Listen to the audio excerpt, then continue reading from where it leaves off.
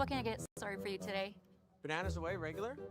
And I'll have the rip berry, but can I get vanilla oat milk and I'll add spinach and ginger? And can I substitute the raspberries for strawberries? Also add the chia and hemp seed, and definitely have the power booster and the collagen booster. And can I get that blended twice? Wow. For Alicia, custom chaos? One of a kind. You're one of a kind. Booster juice, freshly made, your way. Corryn. Good morning Corryn. and welcome to Championship Sunday here on Curling Stadium in Edmonton. My name is Jim Nix and I'm joined by Terry Corbin on second mic and Roy McCusker handling our cameras and production this morning. We're set to begin quarterfinal action here in the Saville Grand Prix, and Terry's going to tell us a little bit about who we've got and how they got here maybe.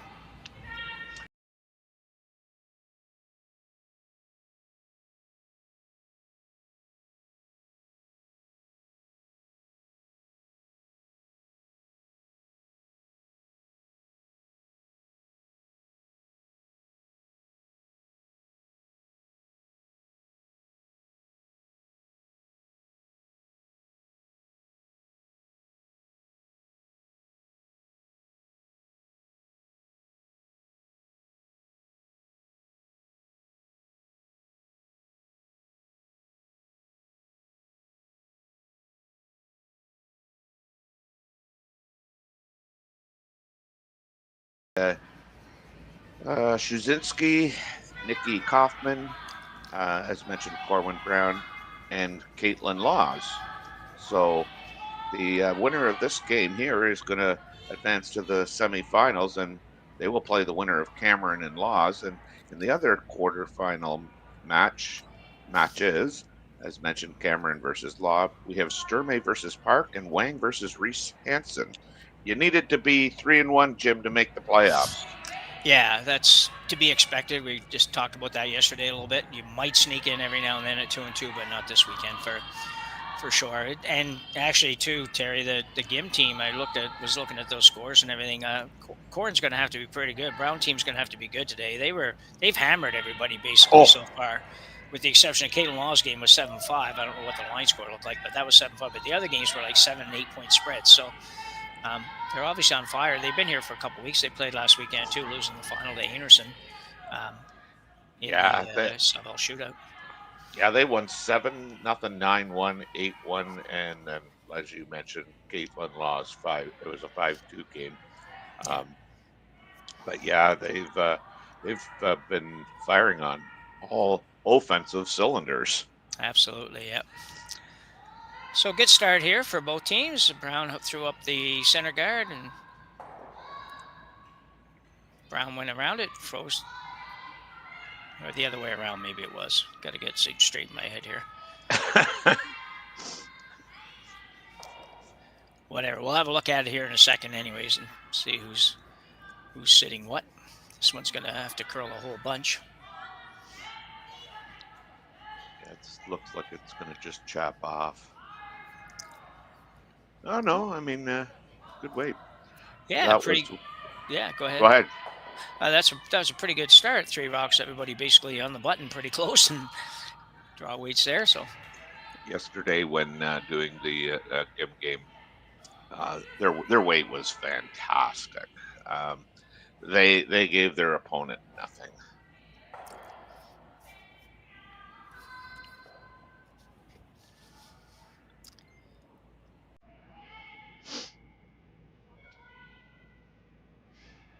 I believe this is Sarah. It is Colton. Sarah Colton, yeah. Originally from up north.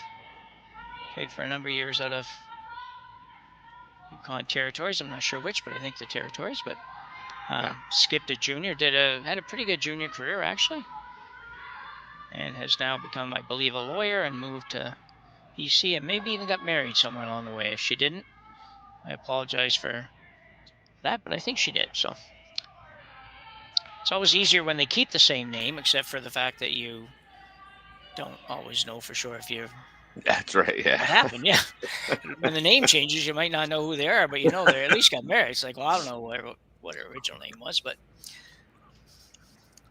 Yeah, so and go ahead. I'm just going to say, we were talking yesterday about how the Gim team, the two, we were wondering, we were sure they were sisters. We were sure they were twins, but we were looking for a little bit of help from our audience there. Just nice shot. That's a dandy, yeah. Just to get a confirmation on that, and we never did. So no, and we're not going today either because, as we talked about a little while ago, it's almost midnight now in Korea, so there's not going to be a lot of help coming out of that. Out of Uijeongbu, Korea, this team plays out of. Corryn Brown plays out of Kamloops, out BC. Yeah, that was a good shot. Could have been, if it had been able to hold it just another little tiny bit, she would have cleared that yellow one out. But still, pretty intense first stand here. Yeah, that's what I mean, I noticed that yesterday. Like, Gim was more than happy to, play these quiet shots. And it's not saying that they couldn't play the other shots, but they seem to have a preference for, those quiet waits and come-arounds, and executed them very well. Yeah. And as you said, I think Corwin's got her hands full here today. Not too bad right now, but no. Always look at these situations and say, okay, who's going to blink first? Well, Gim has hammer here. I wouldn't be surprised, and probably wise to do what she's doing, and that is to try to clear up a little bit of what's in front. She's only a shot away or so from having a situation where she can't get to the shot block. One of more and more left-handers we see in the last couple of years, throwing some weight. Yeah, I want to say that's a pretty good shot. Yeah, it is. I do want to say that the second and the third are left-handed. Or or do I have the wrong team? I can't. Oh my gosh. We're gonna know shortly. So I know it all starts. The very next shot. Yeah. All starts to blend in. Yeah. Yeah. What you play?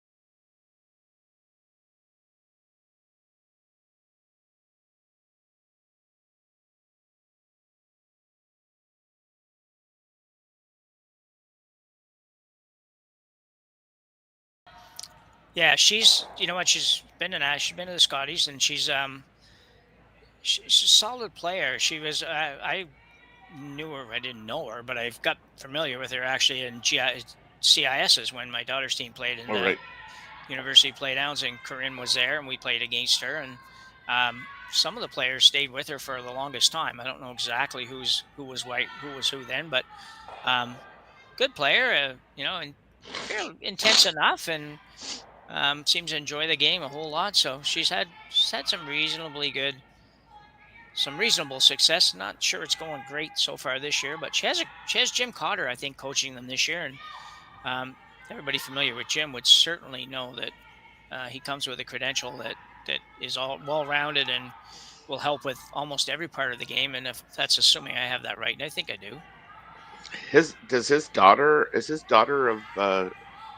still playing junior, or is his daughter? Yeah, it's a good question. I don't know. I don't know, Terry, for sure. I don't know. She was pretty young when they first started playing mixed doubles together, so she still might be junior. There's a very nice shot. Wow. How quickly this has turned around. Yeah, no serious advantage yet, but Brown does have a chance to hit this, roll a little bit to, depending which camera, a little bit to the right as we look at the long view, and maybe get into a position of forcing Gim to take one here in this first end. Yeah, sometimes these first ends really set the tone for the rest of the game. They certainly can, for sure, yep. I was just marveling at looking at line scores just across the country there, men's, women's, different spiels, and some big ends in the first end. And man, oh man, like if you're going to give up a big one, I guess you do give it up in the first end, but it can be so deflating too. Yeah, you're right. That's yeah, you're right on the theory too. And in baseball, the Blue Jays have actually adopted that sort of thing Yes. style in their games. Not usually 4 or 5, but they certainly seem to like to give up 1 or 2 or 3 in the first couple ends and then try to figure it out after that. But I wouldn't recommend it. It's not a good strategy. It doesn't usually work. And it does make for a long game sometimes. But chance to sit here, 3 here though for Team Gim with a little short run back. She'll make that. Her own. Might roll out, yeah. A little bit of a break for Brown because that was going to be nasty if that had stayed. Yes. So it's funny now, that you said. It's funny you said. It's funny you said. Corryn stayed with their team. I mean, that was the one thing I guess. It seems that a lot of these younger teams, don't stick around that long together. They've had a lot of good skips come out of BC. Yeah. I was just going to say her name, and as I went to say it, it just left me. Moore. Not Linda Moore. Linda Moore. Yeah, Linda Moore, like a long time ago, and Yeah. she was a staple. And then, oh my gosh, I can't think of her name either now. There's a few. Kelly Scott. Kelly Scott, yeah, but the one before Kelly. Kelly Law. Kelly Law, thank you. She was around and knocked on the door for the big prize, and for a couple of years, I believe she won it 1 year. And yeah, she left the game pretty early. Yeah. So Gim now sitting 1 with a chance to. She's going to play the hit and roll, sit 2. Yeah. Probably the safest way to go about this. You could certainly draw here because you are sitting 1, but almost no matter where you draw, you might set up a chance for a double and be forced to 1. So this is probably a little safer way to make sure you get out of this end with either a blank or 2. Yeah.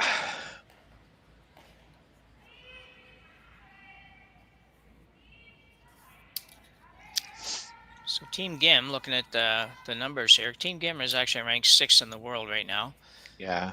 And Corryn's ranked 23. I don't know for sure what that's based on, if that's just this year's results or if it goes back into last year. I have to assume it goes back into last year. There haven't been enough events so far this year, but that's the ranking we have, and I trust everything that the boys write on our site. So, well, and Gim, they've already qualified for the Winter Olympics, okay.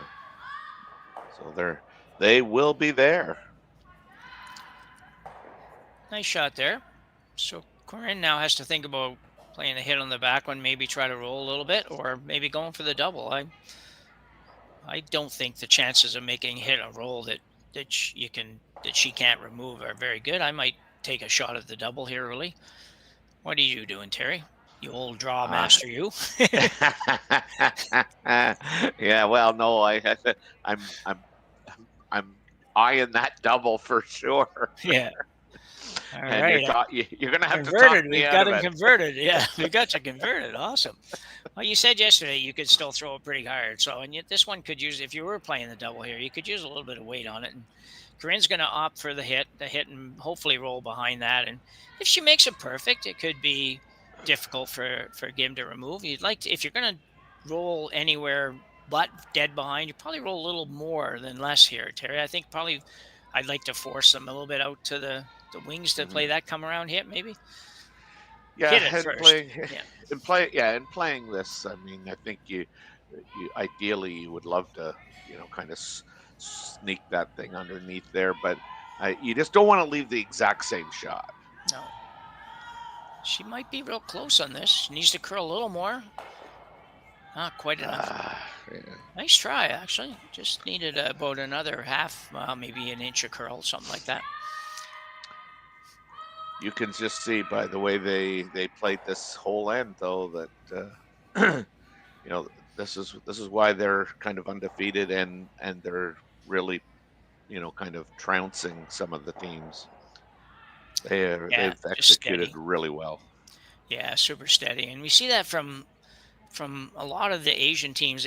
They all sort of have the same demeanor. They smile a little bit, have some fun with it. You don't really know if they're losing badly for sure because they just don't show that. And it's and they don't lose badly very much anymore anyway. I think there's 3 or 4 Korean teams in the top 15 in the world or something like that. So hit for 2 here for Uijeongbu. A tiny bit in out, but I think she should be okay. She doesn't have a lot of weight on this. Trying to make it curl a little bit. Yeah, right on the nose. Bang in the nose. So a very solid first end here for Team Gim, and they will take a 2-0 lead here as we go to break. Be back in a minute.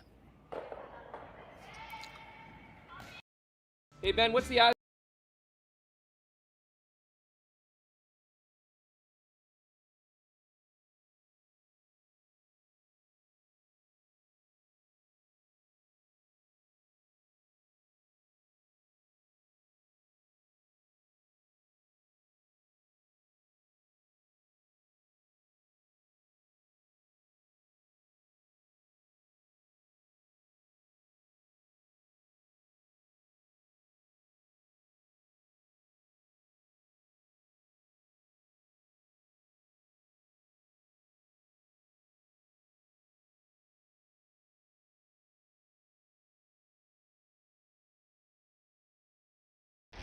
The 2025-2026 Grand Slam of Curling schedule is out, with big events happening all over Canada, like the Masters heading to London in September, the Tour Challenge from Nisku this October, the Canadian Open from Saskatoon in December, and the Players' Championship from Steinbach coming in January.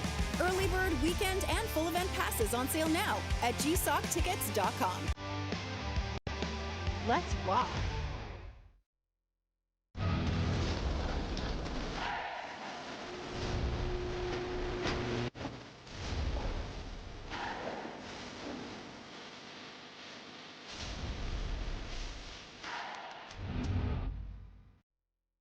Live curling rocks. And this November, the best in the world are coming to Tahoe. Get your seats now at gsoctickets.com. But hurry, early bird pricing ends soon. So she's been around for a while, yeah.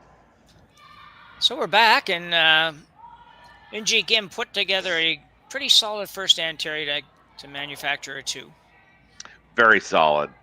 Just like their execution, like their decision making, when to kind of move up front and start removing some rocks, and like you said, a pretty solid deuce. Yeah. And as you mentioned, Inji has been around for a little while. You mentioned she was on a bronze medal team, or I don't know if she was skipping in that team or whatever, way back 2014, 10 years ago. Way back. Yeah, I guess it is. Yeah. Yeah. Even for us, I don't know. That's right. Yeah. Yeah. We won't talk about when she was born, how many years after that. Or before that. Anyway, so we're started here. So Gim goes to the 4-foot, sort of a traditional first shot here, because the other team's probably going to throw the corner, which they did. Now she'll play a tight guard, probably, I think. Yeah, I think maybe it's the lead and the second for Eugene Kim that's left-handed. I know they have. I'm sure they have 2 left-handed players. I think you're right. I think it would be, and probably his lead and second or lead and third. Obviously, this is the lead, and she was left-handed, so we're putting our highly trained investigative knowledge to work here to figure this out. But well, and Sean was saying when we were talking about, and they look like twins, like for sure the two sisters, if there are sisters. And he said, could you imagine if one was right-handed, one was left-handed? It slipped one in without. You wanted to throw an out turn, You could slip the right-hander in if on one side of the sheet and slip the left-hander in on the other. We were having a good laugh over that. Yeah, I don't know exactly how they go about the process of naming, obviously, in Asian countries, but I know from talking with Dave, generally speaking, that Yeah, the way we list it for us to pronounce it is not exactly the way that they do it. that So, they do it. Yes. yeah. So I'm really not sure. And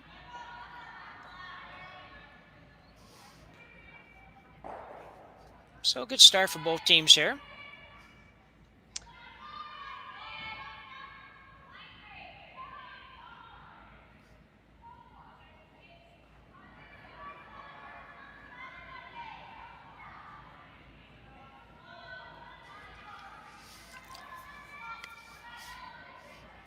So there's your answer anyway, Terry. Yep. Yeah, the front end are both left-handers. We don't know if they're sisters, but we do know they're both left-handers. And my guess would be that they might not be sisters. No, the second and the third are sisters. Oh, I second and forgot. third, right? Yeah. Oh, yeah. right. Yeah, Okay. Yeah. Oh, yeah. Right. I'm on the. Get them written down the wrong way here.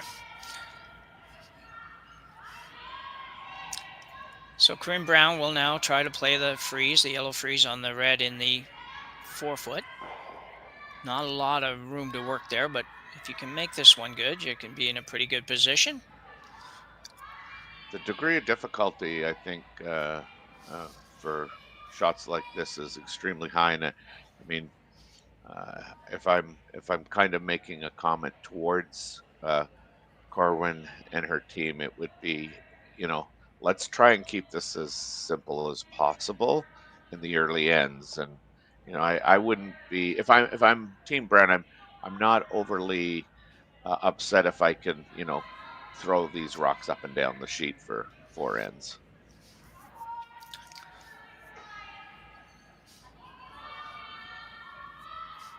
So Sarah Colton now, second stone for Team Brown.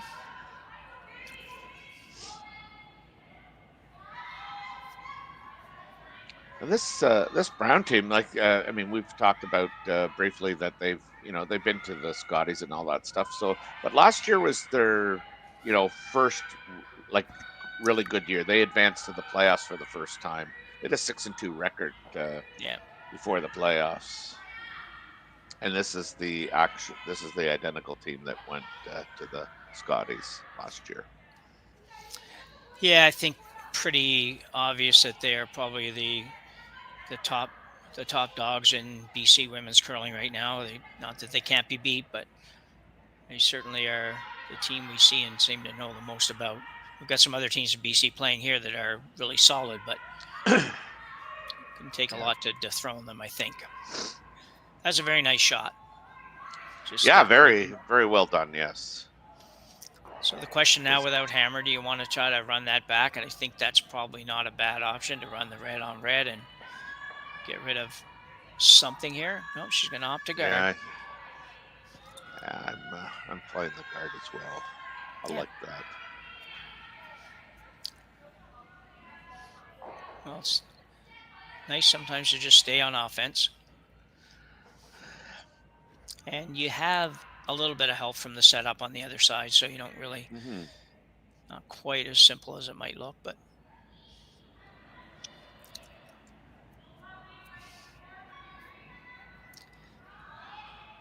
So Sujit Kim with her final rock here in the second end. Yeah, that'd be her in turn.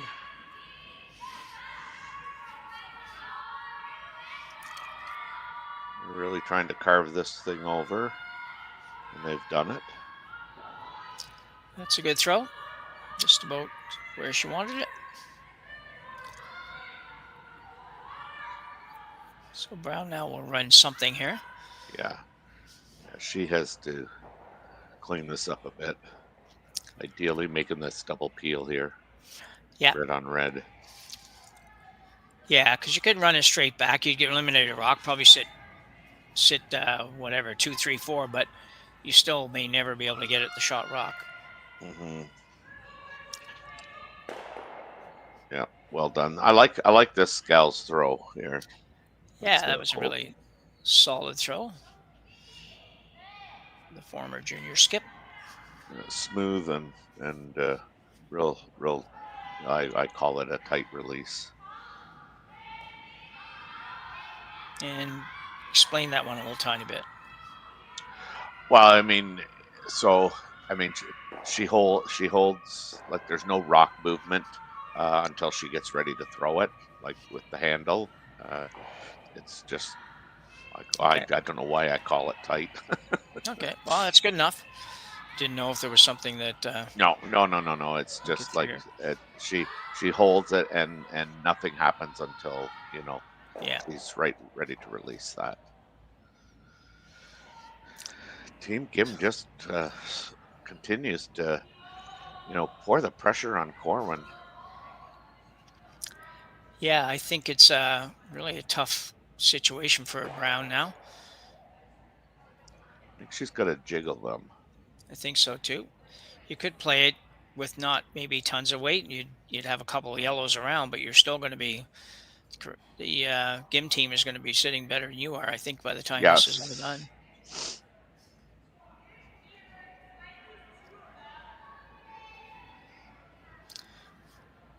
So you mentioned Sarah Colton a couple of minutes ago. Terry and Shasha has 10 Scotties appearances right from back in 2014 right up until 2025 last year with obviously the BC squad, but she did play out of Yukon and Northwest Territories for Yukon for her early days from up until 2017, then the NWT from 17 to 24. So she's been has a wealth of experience. For sure. And she's only 32, so it's not like, what's 2014 was, what's that, 21 years ago? So she played her first Scotties at 11? No, 11 years ago. 11 years ago. Okay, that's much better. That's not very good math, Jim. I just feel older than that, so 11 years ago. So she played her first Scotties at 21 and played almost every year since then, to be honest. So yeah. She missed 2016 and missed 2021 when everybody missed it. So yeah, that's a. They've elected to play this, out-turn come around, and I mean, I gotta admit that I'm not a real big fan of this. I think that Corwin would be better off trying to jiggle those around, and I think hitting the top red one, which she originally talked about, and trying to move her shooter towards that corner guard would be a better.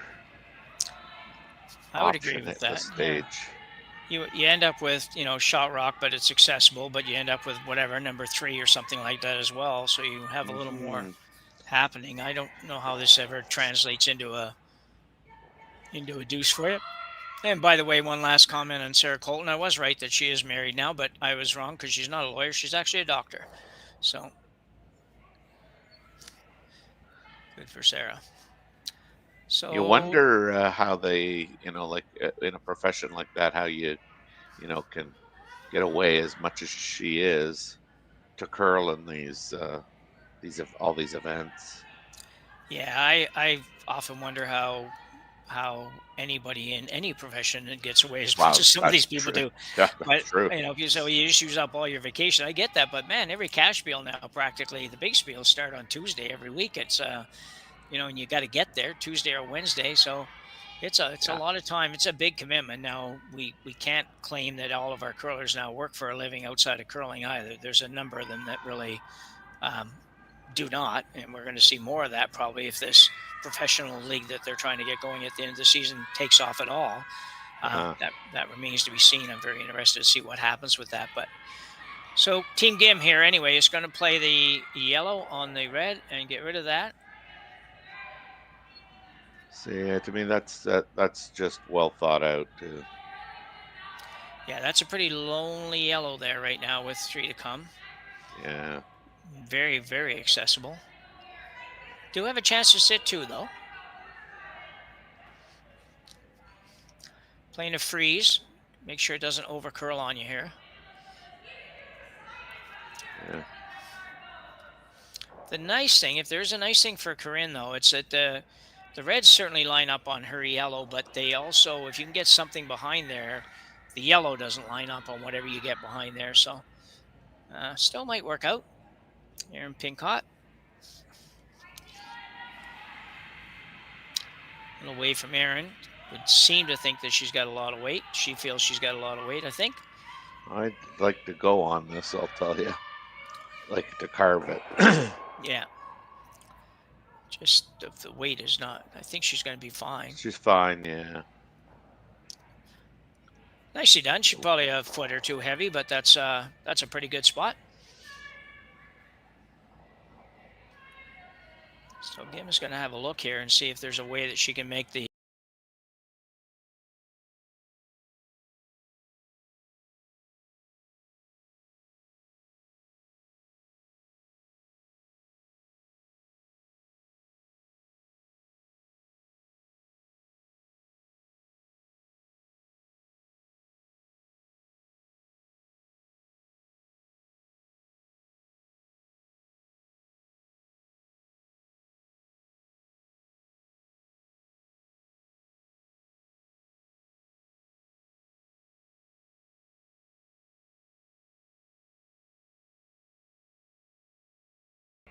couple of, yeah, like a foot or something. maybe Yeah. a foot and a half, yeah. Yeah.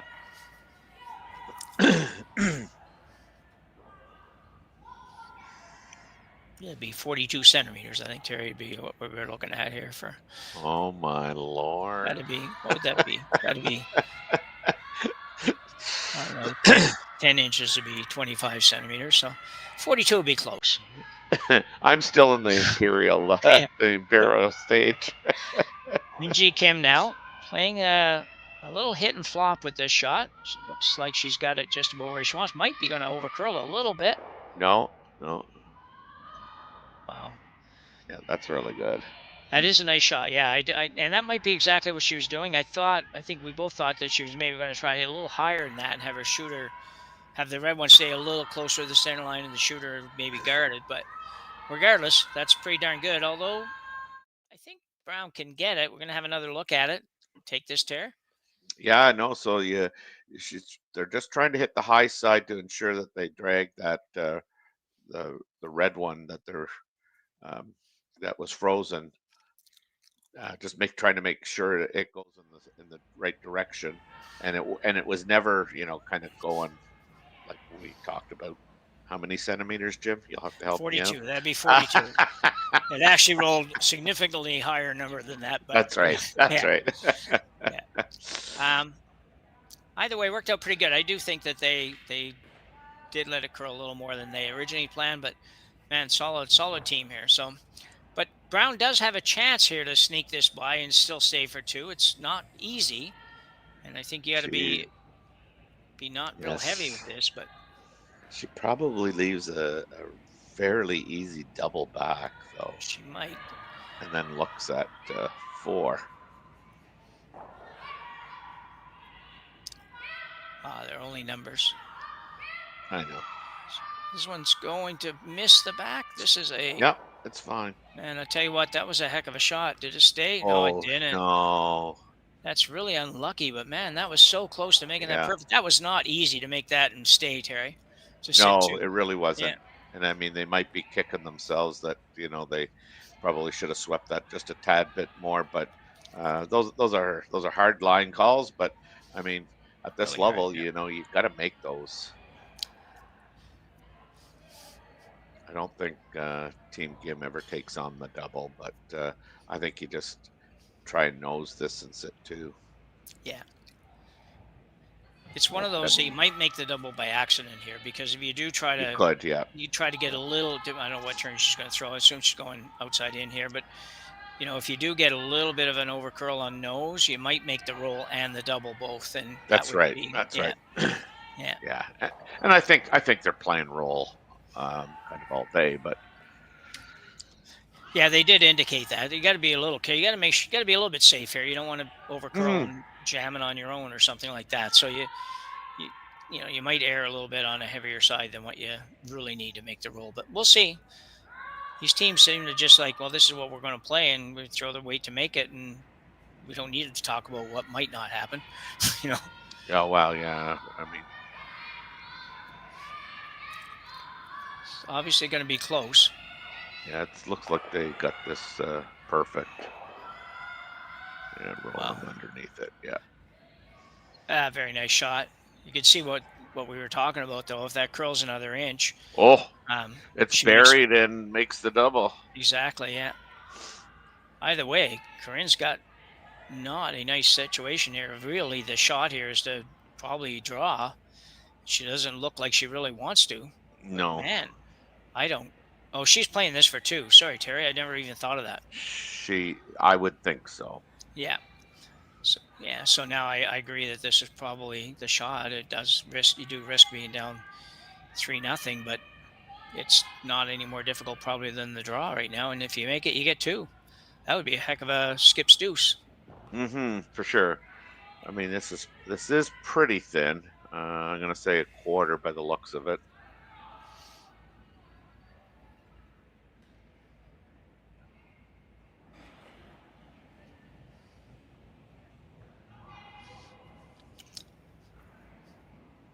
Corryn always has that little odd sort of way of watching the rock go down, finding sideways. This has got to curl a bunch. Might not make contact. Oh. Not good. Not good at all. No. Got lucky, to be honest. I don't know how many she gave up. Looks like going to give up 2, but man, that's unfortunate. That was so close to being really good. But as a result, Team Gim will pick up another 2. I'm just going to say, if we can look at that again when we come back, I mean, I just want you to look at where the placement of her rock is. Look at it right now. No, we're not. We were, okay. I mean, she just doesn't have it under her nose, like maybe it causes that in out. Sure. Okay, we're going to go to a break here as we finish the second end, and Team Gim with a fairly commanding early lead of 4-0 over Team Brown.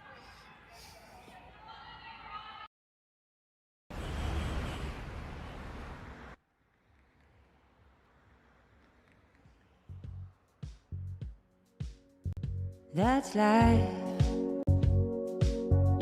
That's what all the people say. Hey guys, what can I get started for you today? Bananas away, regular? And I'll have the rip berry, but can I get vanilla oat milk and I'll add spinach and ginger? And can I substitute the raspberries for strawberries? Also add the chia and hemp seed, and definitely have the power booster and the collagen booster. And can I get that blended twice? Wow. For Alicia Custom Chaos? One of a kind. You're one of a kind. Booster juice.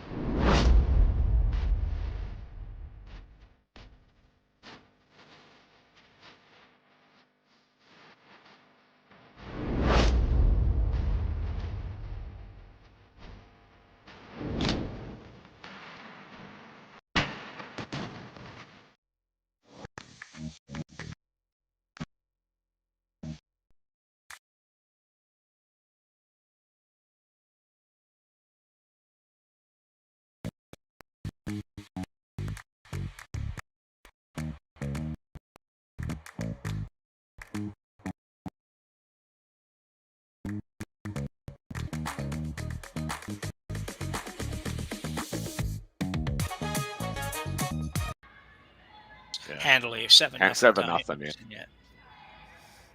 So we're back here at the Saville Community Sports Center in Edmonton, Alberta for the Saville Grand Prix on Curling Stadium.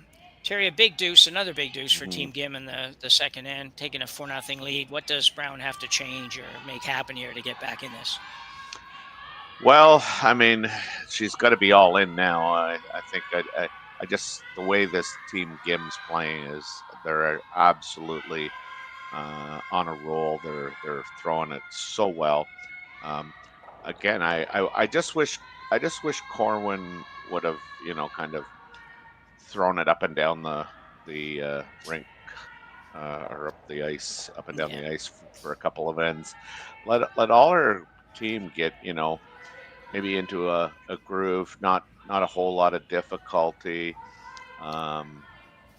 They've shown that that they can play. Like I mean, it's not a question of can you not play, but I just think when a team's playing as well as they are, like Team Gim, you really have to kind of keep the percentages of your team up, and last end is more, or this end's more of the same of the last end is you have the hammer, and we're just playing around the center ice. You've reduced the scoring margin so quickly in the end, and then you're not kind of willing to blast it and open it up. So I just think the formula doesn't work against these really good teams. Yeah, sometimes you drop that 2 in the first end. You get 2 things happen. One is sometimes you get a little bit of a panic and try to go a little too hard, too fast. But secondly, and to what you're sort of saying too, is that sometimes you got to take a minute to breathe. Just say, well, that didn't work so good. Just let me go ahead and I can play out an end here. Keep it simple, so so I don't have anything too difficult. Now you're sort of in the opposite position where 4-0, you don't have a lot of luxury in really keeping the game very open. So it's tougher. I will say I've seen enough of Corryn Brown playing that this situation doesn't rattle her too much. I think she's got the nerve and the confidence to play this kind of game, but it's tough when you're down 4-0 and the other team, as you say, is making pretty well everything, and you're just I like opening this up. I don't think she has a lot of choice, to be honest. I think you're right. I think it's got to do something here, whether it's just a little hit and flop to the rings, get another rock and play somewhere so you have some numbers at least, and go from there. Can't quite tell how far apart those are, but they don't look very far apart. I don't know how she's going to play this and not just take her own out. But I don't know what the weight call was. I mean, it wasn't a normal hit, but I think they're trying to roll underneath that corner guard by hitting this one right on the center line. Yeah. Maybe jiggle stuff around a little bit. Yeah, that looks like maybe a little bit more. I was thinking. I think you could probably throw this with a back line to hack kind of weight and move a few things and maybe set up some better angles. But she's going to hit the top one and roll under, maybe. Got to get it on the ring. She did. Okay. That's a very good shot. Yeah. I don't know for sure if it's a solution, but it's a very good shot. If it ever goes another few inches, I'll stay in that inches mode. Thank you. I'm more considerate than you really believe. Anyway. 2.54 centimeters in an inch. That's all I remember. Yeah. In my career as a golf course superintendent over the last few years, we didn't have a choice but to kind of make some conversions. Still measure in yards, but a lot of other stuff was in grams, milligrams, and centimeters and stuff like that. So looking for hitting a roll here, double actually for the Gim team. And she's close. Oh, jeepers creepers. Man. Poor Corryn Brown could be in for a long day or a short day here if things don't turn around. So nice shot by Team Gim. Yeah. Never really in a doubt of making that shot. It's they're just throwing it really well right now. So what are you thinking if you're Brown here? Are you gonna bash something in the front or go around and chip and roll to the corner? Or? Well, she could try and make that soft shot on the one on the top of the button and try and roll underneath the red corner guard, I suppose. She can also, broom side, hit that one on the center line high and probably get all 3 of those moving. Yeah, that probably not. And because you have a couple corners to work with too, Terry, it's probably not a bad option really, although there you go. There you go. Much better looking situation, and still early enough in the end to be able to utilize some of that stuff and and grab a deuce here along the way. Mm-hmm. Right now, you're going to see this again. Couldn't be much better than this, I don't think, Terry. Maybe you could hit it a little bit lower and roll your shooter the Yeah, other I way mean, or she something, could have but hit. heck. She could have hit it just a tad bit on the with a little bit more. I guess was that curl? I can now. I didn't even remember what way it was rotating, but yes, could have probably got all three of them out of the rings. But I mean, small victories, right? I mean, it's way better than Yeah. it was. Oh, absolutely, yeah. Yeah.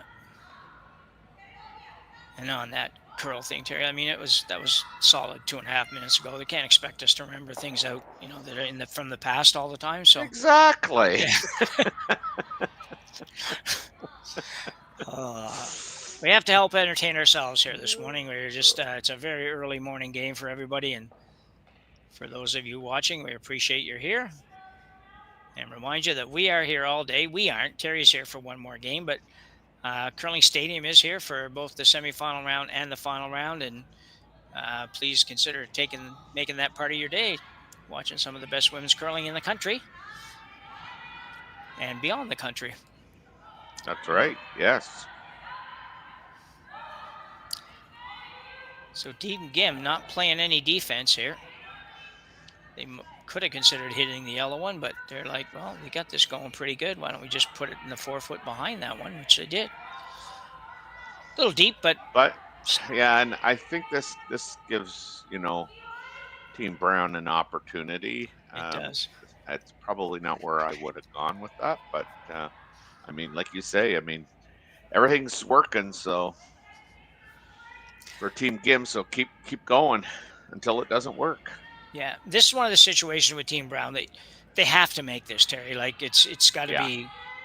You kind of got to break there when that slid back, and actually it helps you way more than it helps them. And you've got to come down now and make a good shot here and put yourself in a decent position to score for starters and have a good chance at 2. This is maybe a little hot. Needs to get over. Don't know if it's going to get over far enough. Well, it's coming. It's coming. Ah, nicely done. Beautiful shot.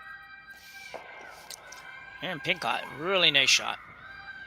And a must-make shot. Yeah, she's going to play the yellow on yellow. Yeah. Would you have taken out that yellow one, the shot before this, Terry? Would you have? Yeah, me too. Yep. I think that, and we talked about, they had it going and everything. All that stuff works. But sometimes you got to look at, situational, whatever. 4-0 lead. You don't really need to force the issue. Let them try to figure out how to force the issue. But anyway, she didn't. She left it there, and now she's looking at playing a double. And she'll probably be very close. We're just in the wrong league, Terry. That's the problem there, yeah. Great shot. Yeah, you're going to have another look at it here. Really just about perfect. They didn't really even do a lot. A little bit of sweeping.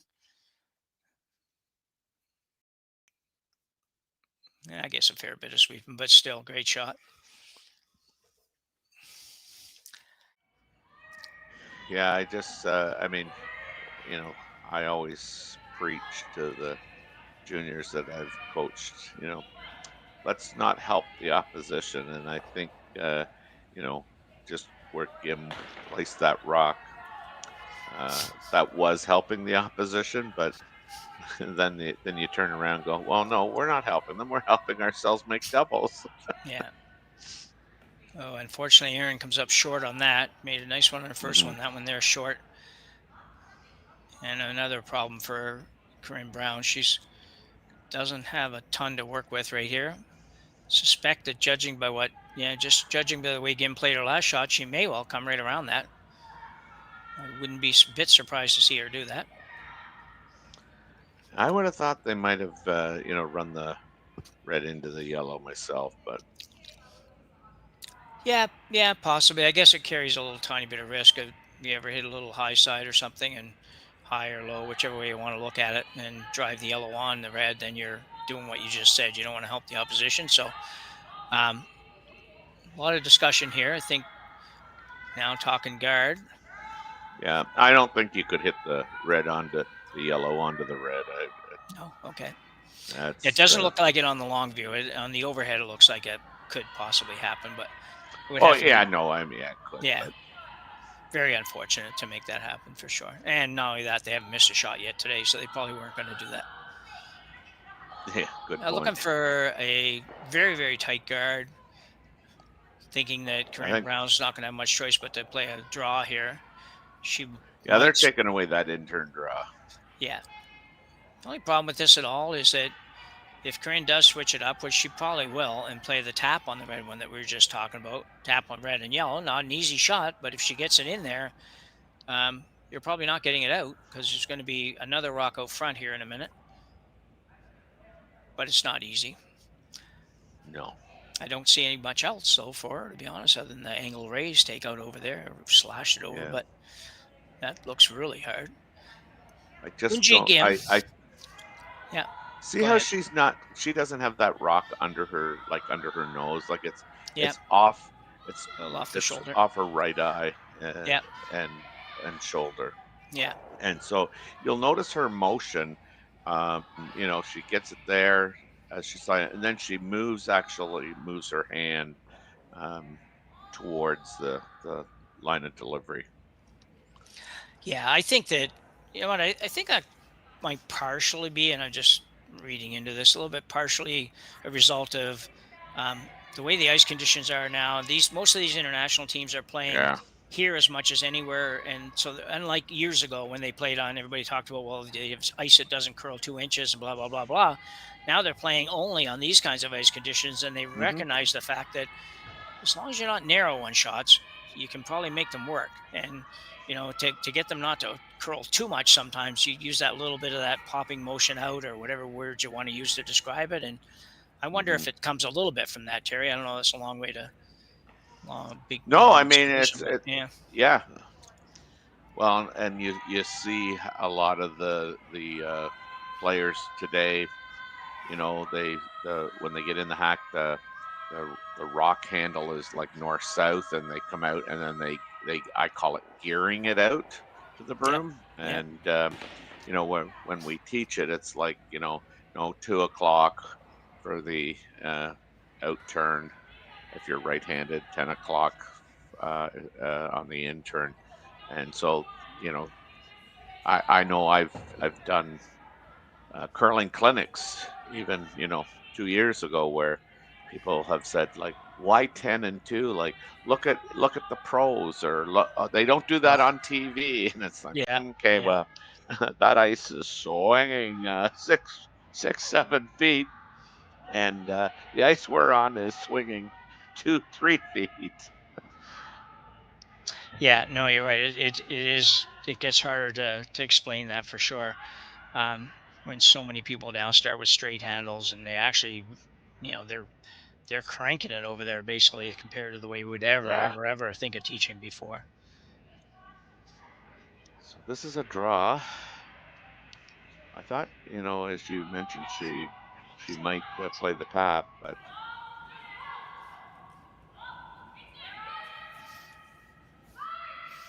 yeah, I think she's going to try to tap this she one. is playing the tap. Wow. Well, I'll tell you what, that was a heck of an effort. I have to assume she was still thinking she might be able to get 2 by playing that shot, but man, that was hard. I can't help but I felt like the little tap on the red on the yellow would have been an easier task. Maybe not result with a shot for 2 or 3, but you had to get one in there. Now you go right around. Yeah. There are at least a couple of yellows in there right now, although I think they're not exactly sure where they are. I don't know if they're 2-3 or 3-4 or what they are there, but I guess you're probably not ever going to go count the red on the left. So yeah, I do think yellow is 2. Number 2, yeah, I think so too. Yeah.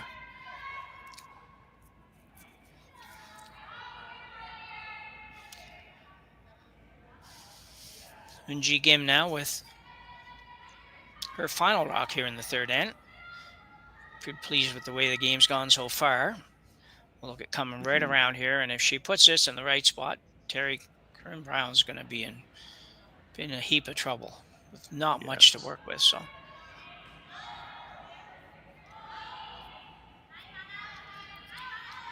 girls are not doing too much with this.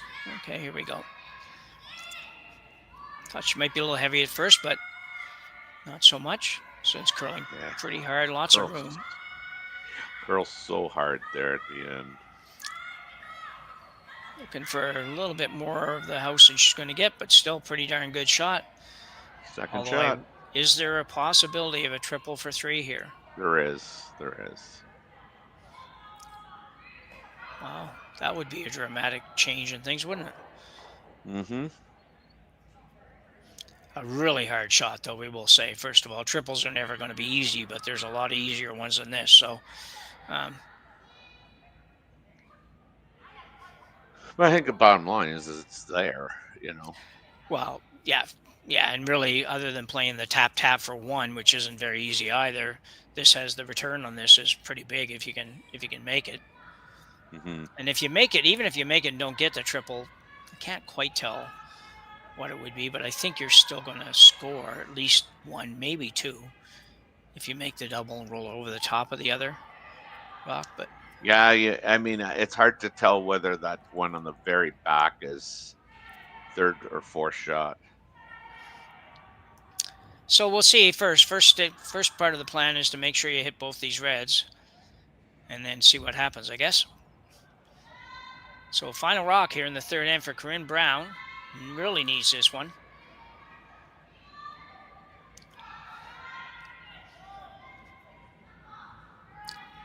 Are we doing much with this one? Sarah Holton going to try to make it move a little bit. Oh, now they're straights. Might be close. Might be really close. Yeah. Oh, needed tough one. Ooh. He needed to hold it just a little bit straighter. Yeah. Certainly at least 2 here. I would think too. Have another look at this, Terry. So yeah, I mean, so they just needed to sweep it a little early, because in order to make that triple, you had to make that double and and stay right there. So the sweeping call should have been literally on the shorter double, and then you probably make the triple. Yeah, just an inch or 2, or probably an inch less on the rock, and we would have made it. So unfortunately for 4 centimeters, Jim. Yeah, I knew that. I tried not to go there. Anyway, we got to go to break. It's 6-0 lead for Team Gim after 3 ends. We'll be back for the 4th end right after this. Imagine being able to stream every curling game from every sheet from any event, be it your Wednesday league game, bonspiel, or corporate event. Curling Stadium offers an all-inclusive streaming solution featuring high-quality cameras, ease of use, great reliability, and minimal installation. Offering your sponsors customizable ad space on your streamed curling games, and being able to sell video packages to your corporate events for increased revenue. With Curling Stadium, you can stream to any device, be it your mobile phone, tablet, or computer. Push the feed to your desired platform, be it Facebook, YouTube, or any other social media. Curling Stadium is simply the way forward. Where it's commonplace in other sports to televise every game, we want to do the same. Curling is a global sport, and it's time it gets the coverage it needs. Make your curling club the next Curling Stadium. The rock faces around Lake Tahoe are legendary. But this fall, new ones will emerge in the Tahoe Basin. Pullman, Mowat, Gushu, and more. November 4th through 9th, the Grand Slam of Curling's first ever event in the U.S. is coming to Lake Tahoe, where the greatest rock stars on earth unite for 6 days of incredible curling, celebrity appearances, and après curl parties you won't want to miss. Get your tickets at thegrandSlamofCurling.com. Let's rock. Such a good 3rd. Yeah. So we're back here for end number 4. We've got a 2 and a 2 and a 2 on the board for Team Gim. A solid 6-0 lead after 3 ends of play, and really not much change as far as Team Brown. Terry, they got to try to get on the scoreboard, and even a 2 would certainly be helpful. And usually when you're this far down, the opposition, it will almost give you 2. Like, you don't have to do anything spectacular to get 2. The trick is to get more than 2. So. Yeah, and the math doesn't work anymore. Give them 2, take 1. Give them 2, take 1. Give them 2, take 1. That math has long been thrown out the window here, down 6-0. Yeah, absolutely. It doesn't work in metric or imperial, actually. So, Well, see, we've kind of educated people, and we're trying. We're trying. but yeah, I think if you're Team Brown now, you just got to score. I mean, Yeah. that's like the short term goal. I mean, if you can ever make it a game, that's a whole other story. I mean, it's not worthy of discussion right now. But I mean, get on the scoreboard. Yeah, you're right. Yeah, Let's see what happens. yeah, you score something or other, whatever that might be, and then go hard to steal your brains out after that. And the first time that doesn't work, you're probably shaking hands and going home. So, That's right. And yeah, I mean, you can't score two until you score one. So yeah, I mean, that I went way out on the limb to say that. So yeah, yeah. That's it. I got to think about that one for a minute or two. So I didn't think it'd be that deep, but it's getting deeper as I have nothing else. I don't have a lot else to talk about right yet, so I'm sort of trying to figure out if that really made sense. But I think it did.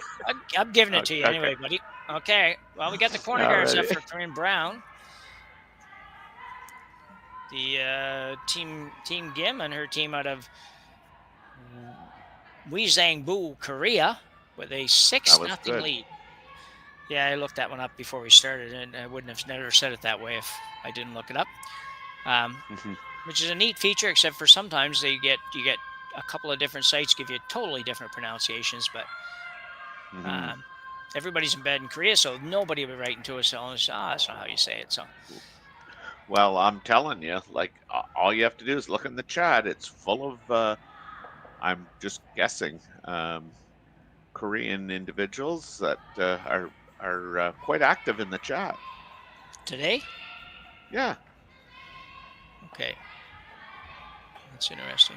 I can't read it, but okay. Well, that's part of my problem. I don't have anything showing up in the chat. Anyway, that's our problem. We'll figure that out after. So a nice guard here for Team Gim. Unfortunately for poor Corryn, she just needs one of these shocks to be a miss, like a full-out miss, and give her an opportunity. Now every shot is difficult. She doesn't get to play very many basic shots here. I know, and like in reality, you're playing from behind. Nothing's kind of working. I mean, I'd even try and play this shot in between the small hole and try and roll over under the corner guard. Yeah. Yeah, you're at that stage where you can play some shots that you might otherwise consider playing. So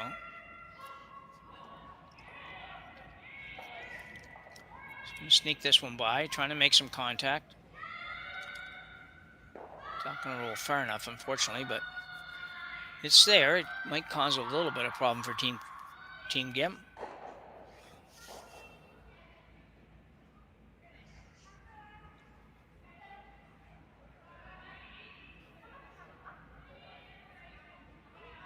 Hey guys, this is Rory McCusker, producer, jumping on here. I got a little tech tip to help with the Korean characters in the chat. Okay. So I don't think this works on your smart TV, but if you're watching on your phone or laptop, you can right-click or select your options, 3 buttons on the top, and translate on page is what the option is. This works on a Google Chrome browser. So if you right-click, translate on page, all those Korean symbols will turn to English, and you get to see what our Korean fans are saying. And it's You are amazing. You are amazing. That's Rory's tech tip for the day. So Rory, I have a question though for you. I don't want to be on live here. I'm not seeing anything in the chat on my iPad here, so I don't know what's going on there. But I think that's a you problem, Jim. Yep. Okay. Oh, Rory, you kill me. Okay, have fun, guys. Yeah. Thanks, buddy. So Team Gim got that one out, and they're now sitting 3 again. Corryn Brown trying to figure out what to do here, and it is just so tough right now. I don't know where this shot's going, though, to be honest. It looks like she's maybe coming through that port. Would be easier on the out turn, it looks like to me, but I would think so, yeah. I mean, even the language on Team Brown is like, I don't know, like what does it matter? They make everything against us. yeah. Oh dear.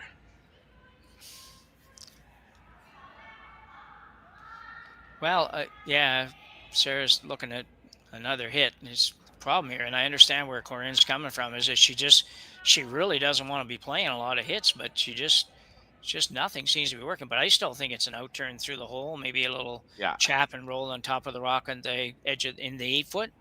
That looks like the best shot to me. Yeah, and I think that's what Sarah is just saying. You know, like we're better off playing through the hole. Yeah.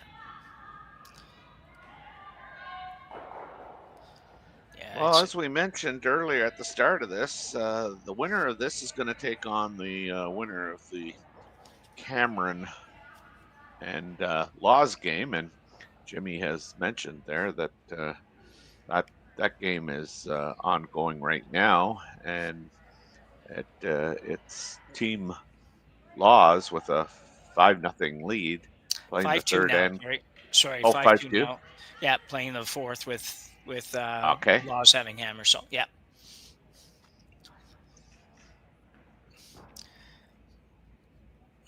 And another quarterfinal action, I've got Yui Wang from China with a 4-2 lead over Taylor Reese Hansen. And Selena Sturmey, after scoring 3 in the second against Eubene Park, gave up 4 in the third. So it's Eubene Park 4 and Selena Sturmey 3. You're caught up. All right. Well done. It's nice when there's not 10 sheets going. Anyway. Yeah. Whoa, going through here, going to try to maybe. Yeah, I mean, okay, she. Kind of okay, but man, that was a way harder shot, I think, than going the other way to accomplish basically the same thing. Well, and she didn't accomplish much. I think Red's still sitting 3. Oh no, they're sitting 2. They're sitting 2. Yeah, that's okay. Yeah. Okay. 2 at most, but still. Mm-hmm. Kim now looking at peeling this guard. Yeah. Again. I think she's peeling the center guard, but maybe not. Maybe she's peeling. No, she's peeling the corner. The corner. Okay. Yeah.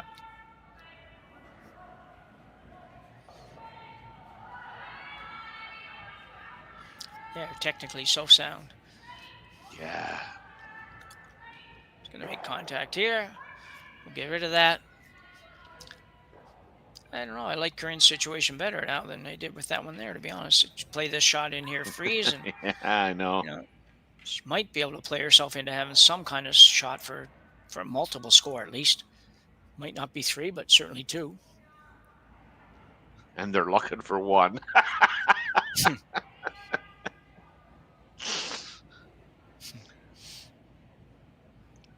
I remember playing a guy one time, and it was similar. Like we were just on fire, and at the fourth end, I think we were up 7 or 8-0 playing 4, and they got their 1, and they shook hands, and we were playing till we got 1, and I said, "Oh my God! If you had told me that earlier, I could have made sure you got 1 last in." Yeah. Oh, so a little short on that. Again, probably will remove that. It looks a little tiny bit risky, but yeah. I think you've got to. I don't think you're rolling way over there, but it certainly could roll a rock. Even just don't even roll at all. It's not bad. Yeah. Yeah. Why would you roll all the way over there? You got rid of a corner guard, so you had access to that. Yeah. Third stone now, Minji Kim.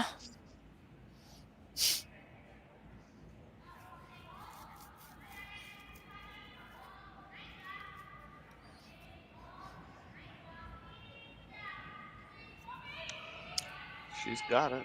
Just exactly the way she wanted to play it. Yeah, I'd say 4 to 4 for that. Be pretty good. These girls are just one. They're very talented, but two, they're all firing on the same cylinder right now. Yeah. And the other thing we've seen over the last, well, several years now, but there was a time when the Europeans and Asian teams were particularly the Asian teams were technically okay. They could throw the rock very well, but they didn't necessarily play the game all that well. And now it's not very often you go through and say, well, that's not a good call. That's not a good call. Even when they play a shot that you might not play, they've looked at them all and you know that they've talked about it and thought about it. So really a different world when it comes to the international teams nowadays, for sure.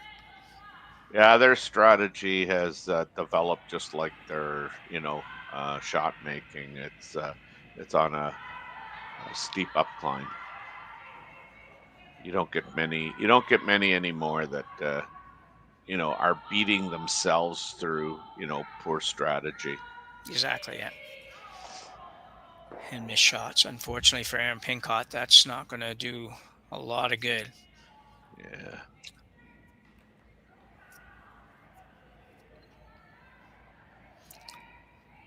So Gim having a look here to see if she wants to hit this at 5 or just be happy sitting 3 or 4 or what. It's just yeah. These are the ones when you're losing. You ever find this isn't really a fair comparison here? You're going to see it's not exactly the same, but sometimes when you have one of those games and you're getting beat pretty good and really the other team just doesn't really have to do anything, and then they spend 6 minutes trying to figure out whether or not to sit 3 or sit 4, and you're like, come on, you guys, it's 7-1 for you. Like it doesn't really matter how many you sit, just do one or the other, right? So I've had some games like that. I hate to admit it, but I have had the odd game like that where it's like, what are you guys talking about? Holy cow. I know. Yeah. I think we've all been there. Yeah. I hope so. I was worried I was going to be the only guy that was like that. So. And I don't have enough years of curling left to make up for all of that. So. Well, Schmel did tell me to, make you feel good and say that, yeah, you've been there, done that. Yeah. I said, okay, Dave, okay. Yeah. Yeah. Yeah.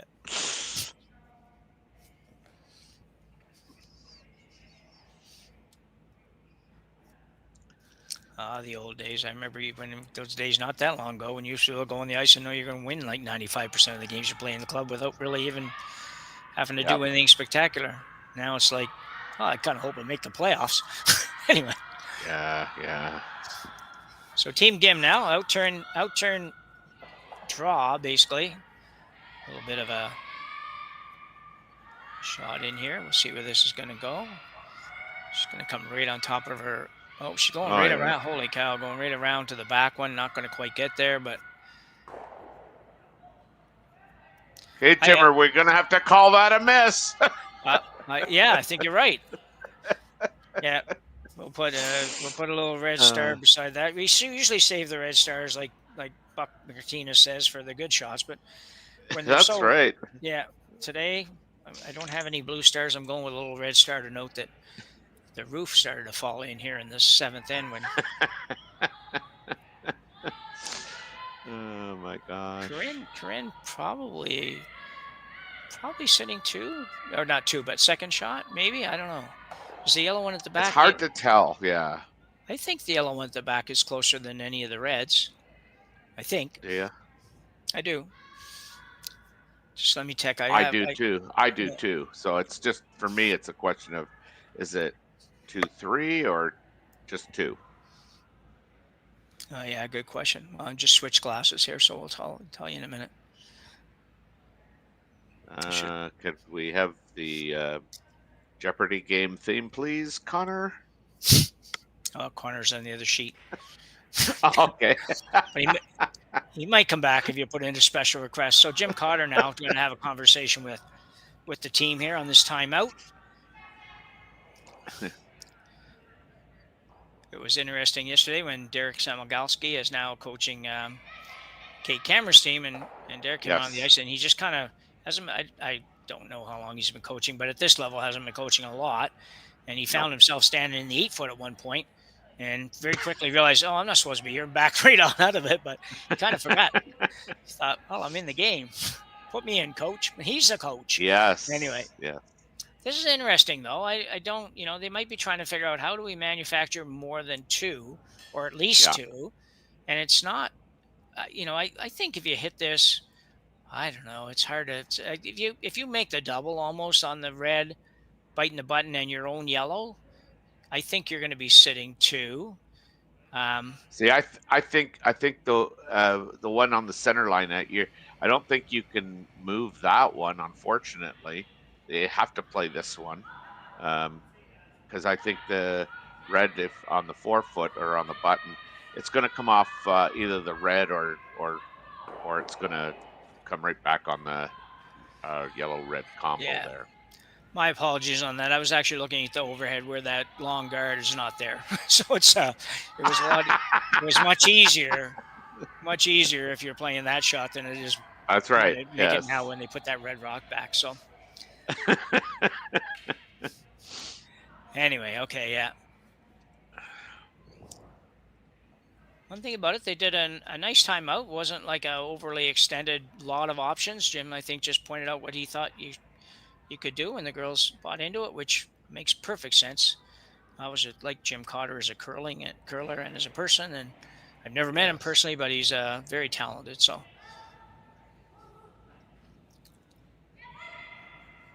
I'm going to try to hold this a little bit straight. Not quite sure where she has to hit it, but she's going to get that one. Close, yeah.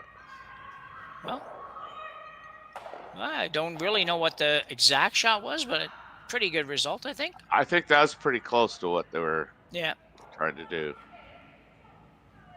At least now she, potentially has an in-off for, I think the Korean team's going to take that right away from her. Well, they might, yeah, but you might have a double still back, so. Yeah. But so, I mean, you've done some coaching. When you come out, are you imposing, your shot on the team, or are you kind of just going to present options and let them pick? Yeah.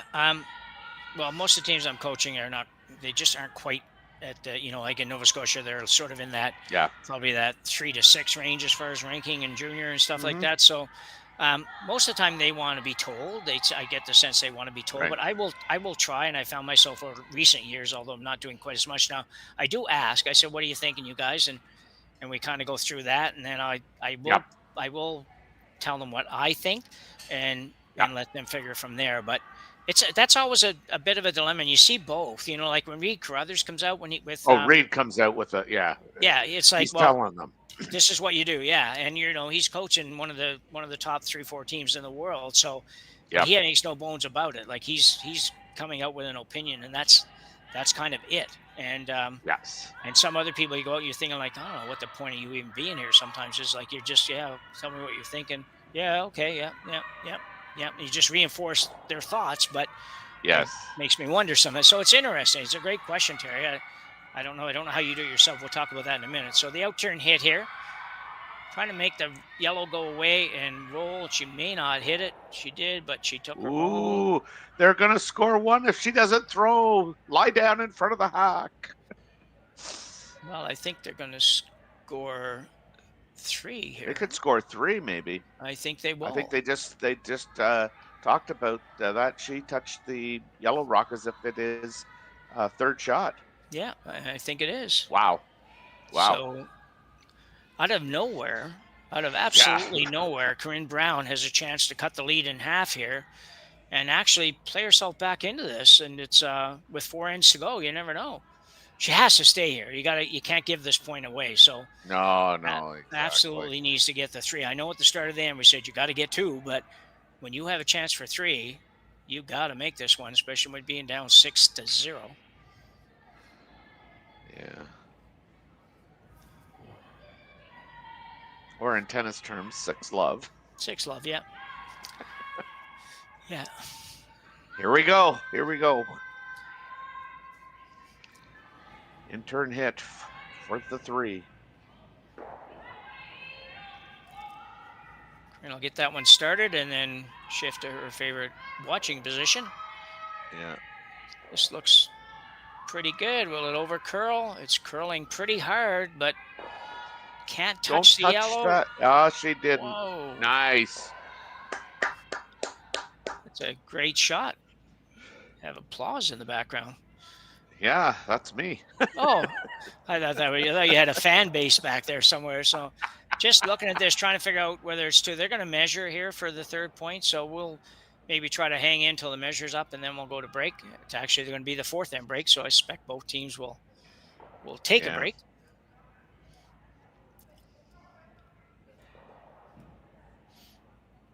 Yeah, you have to think that Team Gim handed that end to Corryn.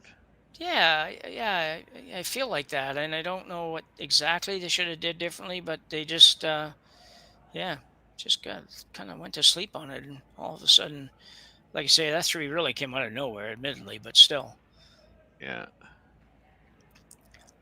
And she didn't throw a very good last shot. I mean, she got unlucky on it, but she just didn't throw it very good. So both her shots in that end really were not very good shots, and she's been throwing it so well. So can't see it, but we'll have a little sense here.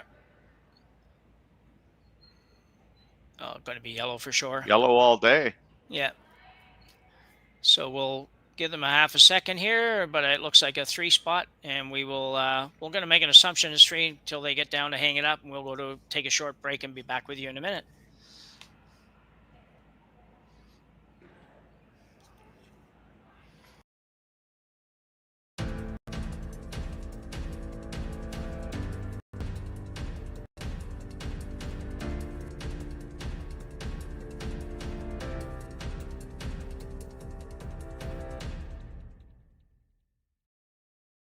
For over 20 years, the Sandra Schmirler Foundation has granted more than $9 million to hospitals across Canada for life-saving equipment for premature and critically ill babies.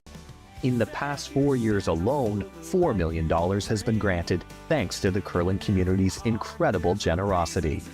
The need continues year-round, and with your help, we can ensure every baby has the chance to grow up and become a champion, just like Sandra.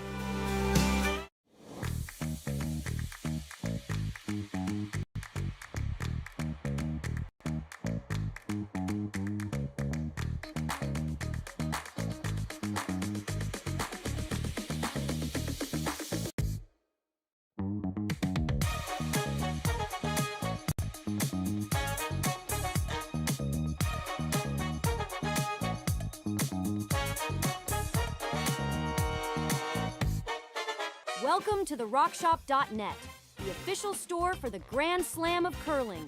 Whether you're looking for the best hats, stylish clothing, fun toys, or unique accessories, the Rock Shop has it all. Shop online anytime at the RockShop.net for exclusive Grand Slam of curling gear, or come see us in person at your next event. The RockShop.net, where fans find their favorite curling gear. Live curling rocks. And this November, the best in the world are coming to Tahoe. Get your seats now at gsoctickets.com. But hurry, early bird pricing ends. In front of me here with the volume down. Probably can get the. I can probably get the chat on that one, but anyway. Yeah. I'm not going to try. So we're back. I think we're back, and it looks like we are. The break's pretty much over. Girls didn't take a long break today. Some of the breaks the last few days have been more like a 5 or 8 minute break, but ready to get at it. And Corryn Brown, Terry, all of a sudden picks up a 3 that I think we both would have lost money on if we had bet on that starting that end. But yeah, Clowder, some nice shots, some nice thoughts, and a little bit of help from the coach. And all of a sudden we have a 6-3 game. Still well in hand for Team Gim, but only maybe a little steal or two away from being right back in this, Terry. Right. Well, you know what? I mean, if UG Gim does not throw her last rock, I think she's, in all likelihood, she's scoring 1. Yeah. But obviously she threw it because she has to. But she ticks her own. She comes off that side wall, as they say, and ticks her own. and leaves Corryn shot rock and third shot, and Corryn had just had to remove the second shot stone for 3. And I mean, even though she rolled way more than she wanted to, she did stop in time for 3. So yeah, that's gotta rattle um, Team Gim a little bit, and you just hope that it gives Corryn and their team a little bit of a jump. And here we're going around this corner or the center line guard, and I was just gonna say, if she ever happens to just tick that, it's like Corryn got to start to think like, man, like they've missed 2 shots. Well, yeah, I think mentally for Team Brown, I mean, they've all been around a long time. They're not going to be out there pouting when they're down 6-0. But at the same time, you got to have a little jolt of adrenaline here and a little bit of excitement happening that you didn't have right up until that last shot. So, yeah, it would have been interesting just to hear, the conversation that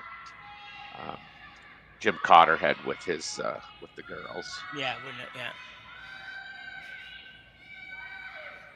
Maybe that's where we could start with the whole miking system somehow or other. If we could ever access what the coaches are having to say on their times out there, because more and more teams, as you know, I mean, more and more teams actually travel with coaches and things.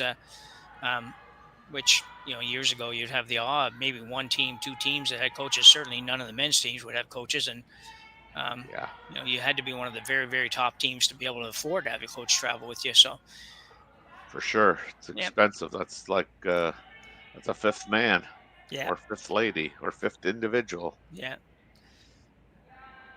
So Yeun Sul now with her second rock here in the 5th.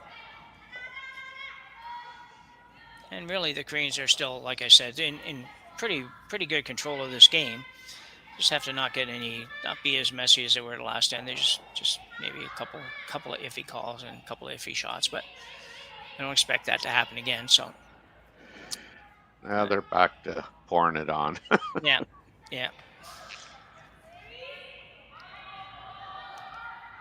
Corryn and her team, they put up the double centers. Yeah, perfectly. Chance to freeze here for Brown.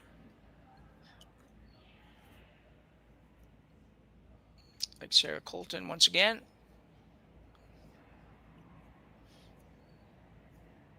And the doctor lets it go pretty good.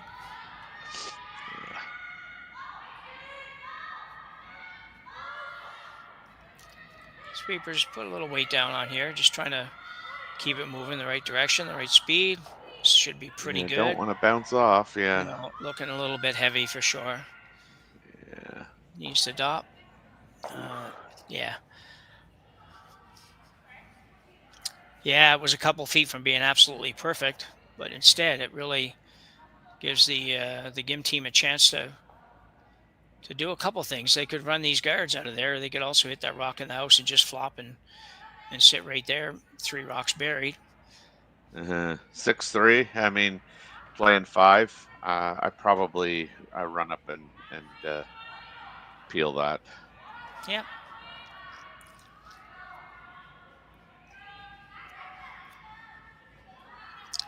I mean, this is where Corwin actually wants to play. I don't know why I keep saying Corwin, but Corryn. Yeah, well, you've heard the name Corwin before too, but yeah, I know. I know a Corwin. That's why. Oh, do you? Okay, that's why. Yeah. Well, and that's why it's there's no W in this one. That's the thing. Yeah. So a pretty good single peel for Team GIM here.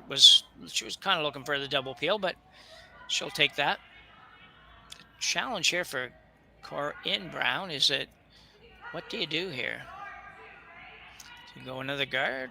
Just go with, you come right through the port kind of thing, little port, but through there, a little chap and roll. I don't know if there's enough protection out there right yet, Terry. I don't think so either. Yeah. I mean, you got to be all in on steel, right? I mean, yeah. Yeah, for sure. It's fine to say, well, we could give up one and we're still in it, and we, come back, get another three. Yeah, I know, but seventh, that's a big lead, and with only 3 hands to go, down, or if you're up 4 for the Gim squad. So Sarah Colton now. I don't know what they settled on. I looked away for a minute there. I'm not sure. Yeah. Going right in? I think they're going right in. It was kind of that little, as you mentioned, that little chap, and yeah. Needs to curl. Needs to curl a bunch yet.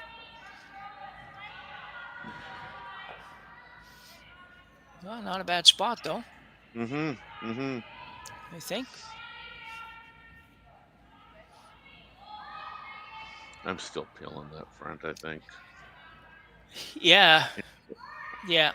Yeah, you could peel the front even into the, whatever way side, the right-hand side, I guess, as you look at the overhead of the red, and maybe move some stuff around. But I'm peeling this. That I'm just trying to peel it get right away. that center right into the yellow.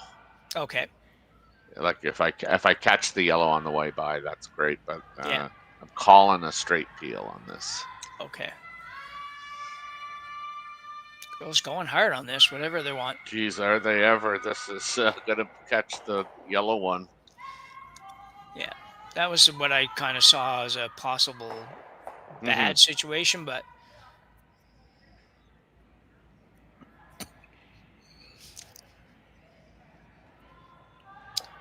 so Corryn's looking at whether or not she wants to hit this red. The other option, I guess, would be just ignore that whole shebang and draw around something on the intern side, probably. But the problem is, you really, like you said a minute ago, really you got to be kind of all in on the steel, and if you are, I don't know if this is going to get you what you want. So, but they're happy with it. They're content with 3. Yeah. Again, the danger is if you leave it. I mean, it's going to be a short run or a short top. So, I mean, it's an extremely dangerous rock. But as you say, I mean, by removing it and nosing it, I think you're kind of playing. You're not helping, but you're not making any difficult shots for Team Gim. Yeah. Because she's, I mean, she's hitting, at all costs.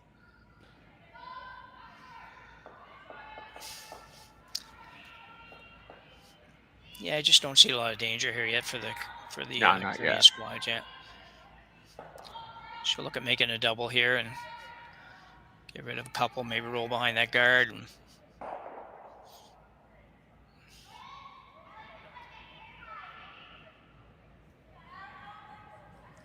got that going.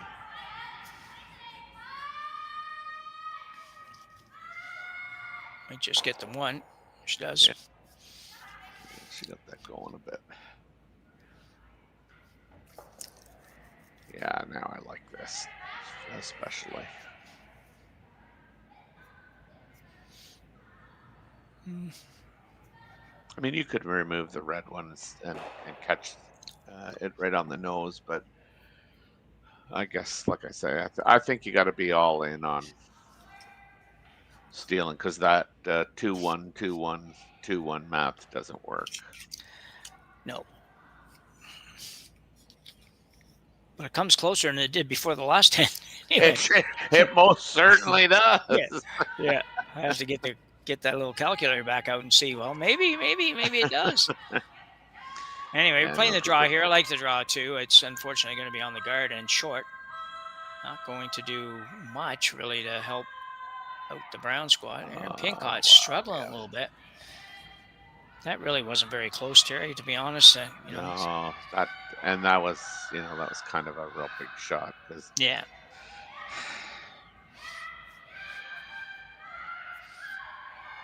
Looking at whether the double's here, I think, where it goes.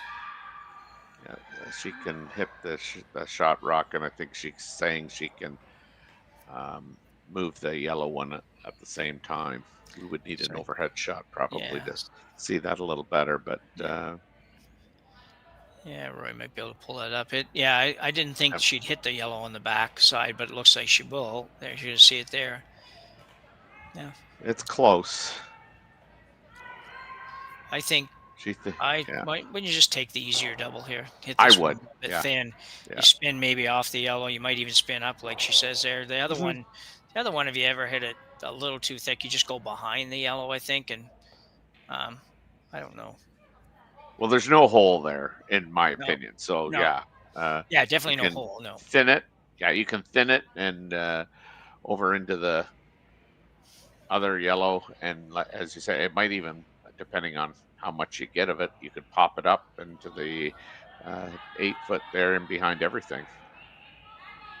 Yeah.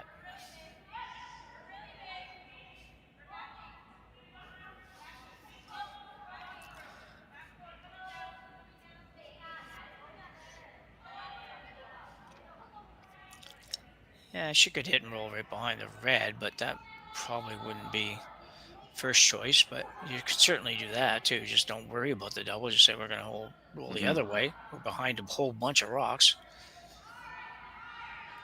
I like the thin double. Yeah, I do too.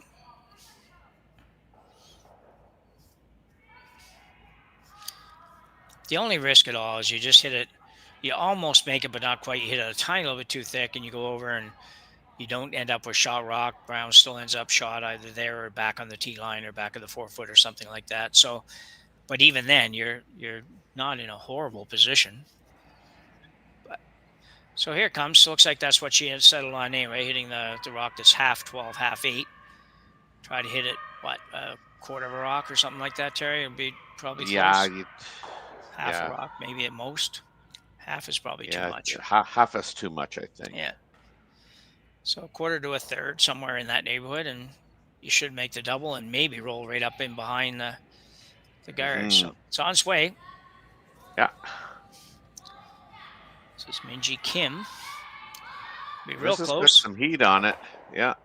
They're perfect. That's kind of what I mean, it even rolled further than I thought it would, but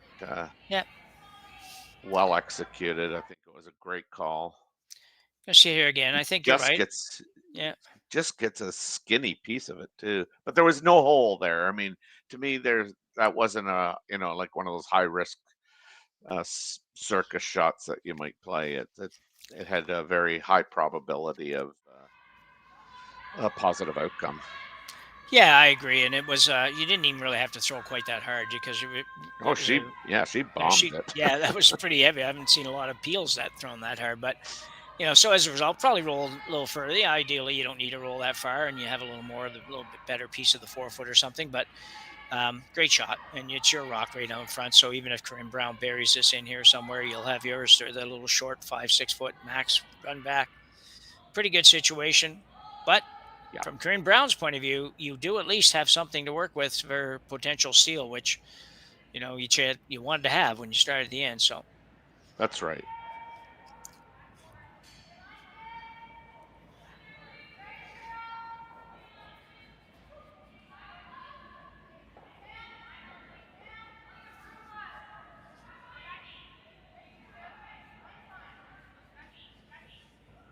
Just gotta bury this.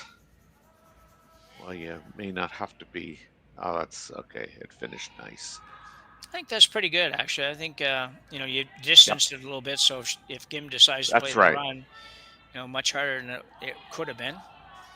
Yes, it's behind the tee line, all that kind of stuff. But sometimes it's a trade-off, right, Terry? Like sometimes, we got to create a little bit more space here. If we're buried at right where her broom is, she's got a 2.5 foot run back, and with almost no chance of missing it. So now you actually have caused a little bit more concern for Team Gim and what they do here. She might make it and I mean, you have nothing, but that's the way it is. Yeah. And I think the good thing is if she sits on it, I mean, you still have room to get shot rock and. Yeah. I mean, I'd honestly be surprised if she plays the draw, but I mean. Yeah, me too. The only problem with the run back, if there's a problem, is that if you make it, you probably are going to leave a rock in front that they can use. Korean coach out here for a timeout. Didn't see anybody call a timeout, but doesn't really matter. Yeah, they did. Yeah, Yeah, they did. okay. Yeah, and he definitely had his opinion. Yeah. Yeah. Yeah.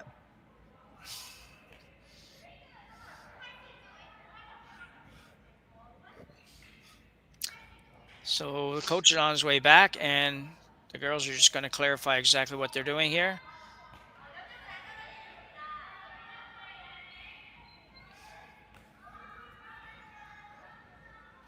Looks like they're playing the run back. To run back. Yeah, I mean, yeah, probably. I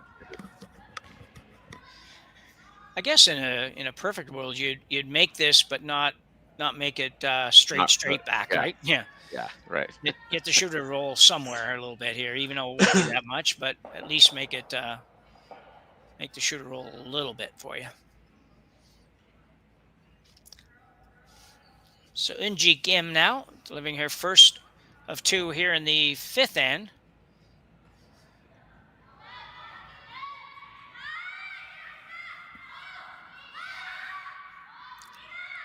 And she's been close all day on all of these, so I would expect she'll be really close again. Looks perfect. Very nicely done. Just a great shot. You know, they're making some of them look so easy, Terry. I mean, I know I know. Yeah, you know, I know we were both sort of thinking, well, if you can manage to hit it just a little bit one way or the other there, you move the shooter out of the way. But really, that's the way you're going to play it. And if the other happens, it's just an accident. So, and, you know, but for you know, Corryn Brown, now she has a rock at the back of the button. If she can find the perfect ice and weight for this shot, she can make it really tough for Gim to score. Yeah, the good thing about Gim's rock is, you know, she rolled the shooter just, or like left the shooter right there, but she rolled the rock that she made contact with inside. So this makes this shot that much more difficult. And it's, you know, and it stayed back button. Yeah, unfortunately, this does not look good. Never good when the sweepers are, you know, so far away from it. This looks heavy and maybe really heavy. Not really, but or not, Well, not really heavy, but it's heavy. Yeah, yeah. That's 2. Yeah. And a draw for 3, and probably puts an end to this one if she makes this. So yeah, it really does. Yeah. Yeah. Too bad for Corryn. That was, you know, she has been pretty clutch. She has had a lot of horrible situations and difficult shots, but she's made some really nice ones when she needed them. You can't make them all sometimes, though. So, unfortunately, that was just a little heavy. And Team Gim with a draw for 3, needing really only full 8 foot to make this. Yeah. And I would expect she'll be really close on here. Yeah, it was going to be hard to, you know, get right to the nose of that, but she really needed to get there.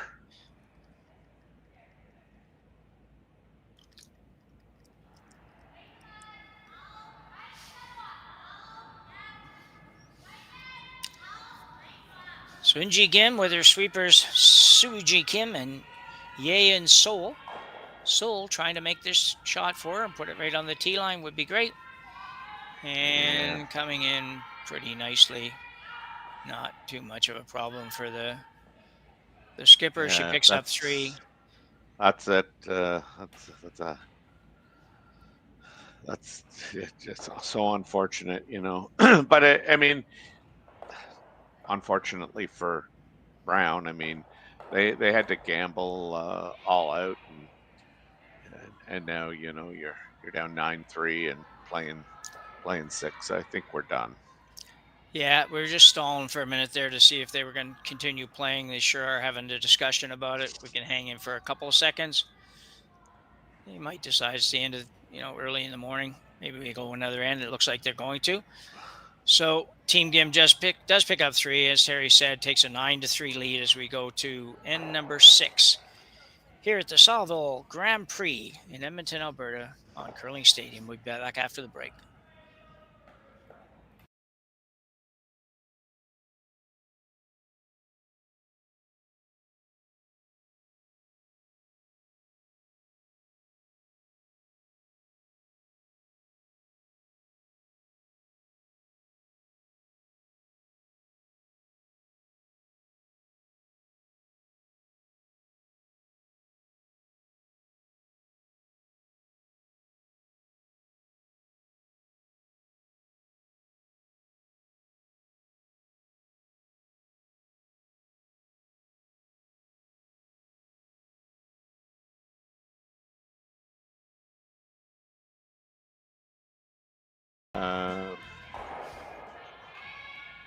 restricted mode. The 2025-2026 Grand says Slam language of Curling schedule English, is out, but it's with not big events translating happening it. So all over Canada, I wonder like the Masters if I heading just to London in refresh the September. screen whether that The helps. Tour Challenge from Nisku this I'll find October. out. The Canadian all. I'm Open still from trying to figure out how to Saskatoon in find any December. viewers. And the Players' Championship from Steinbeck coming in January. Early bird weekend and full event passes on sale now at gsocktickets.com. Let's rock.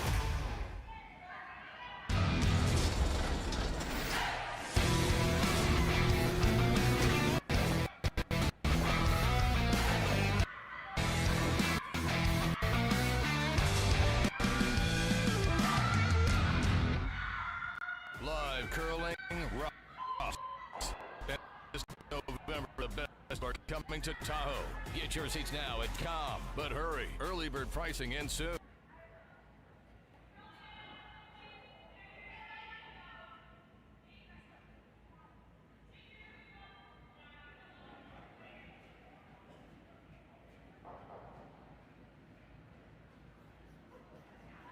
Terry, we thought they might call it a day after that end. What are you thinking with Team Brown? Just looking for a little more ice time kind of thing? Yeah, I'm just going to say, given it the time of the year, it's probably just we have to push the rocks down. We might as well throw them down and shake after this end, barring a four-ender.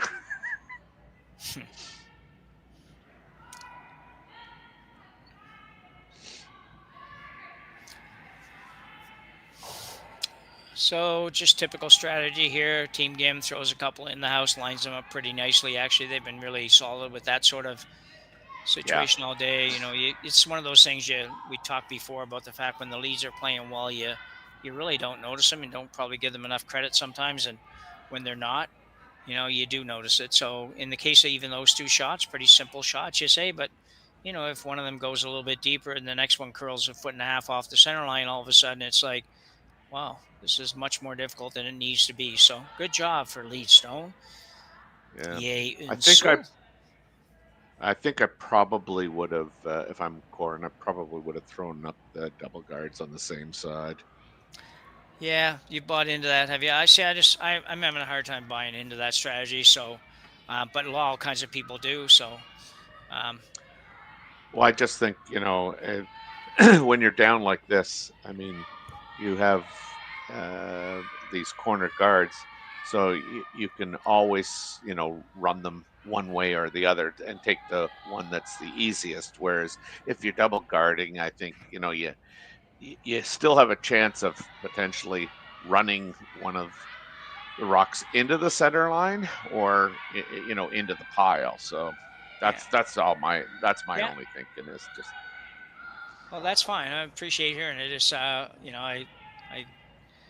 I haven't really had many of those conversations because I don't play like very competitively anymore. So we don't really have a lot of those kinds of conversations at club level. And I just never quite understand the when and why on the double guards. I kind of get it, but for me, it's like, I don't know. I'm going the traditional split on the guards. And I must be 1 year older or something than you. So I'm just more old school than even you are, Terry. Imagine. That's right. I can't. So Brown gets a rock in play, which these are the one situation that Team Gims sometimes doesn't know exactly what they want to do. They've got a massive lead, and it seems sometimes corner takes her guard a while. rip, Yeah, takes her a little while sometimes to convince herself that we don't. That's all we need to do is do this. We don't need to get all that fancy. So, second stone, Suji Kim.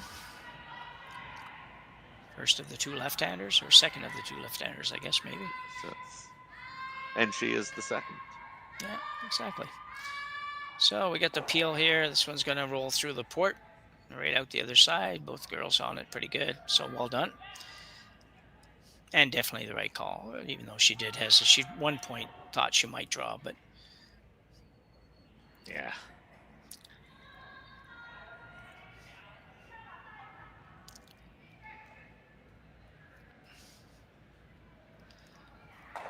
So Brown got some work to do to figure out how to score many points here. But the last time when she got 3, we didn't really see that come until almost the very end either. So you never know.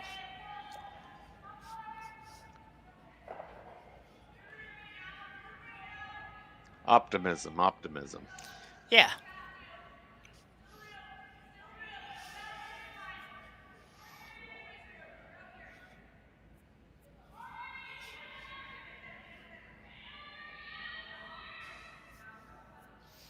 Well, it's a good shot.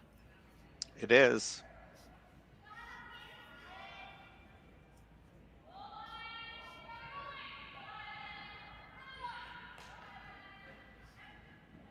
Kim's not going to be worried about taking her her own along with the yellow one if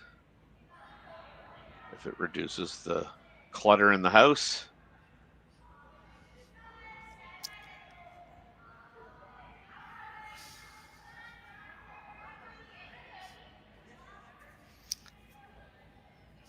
So I have some exciting news, Terry. Exciting news. Probably not to anybody but me and maybe a little tiny bit you and nobody else.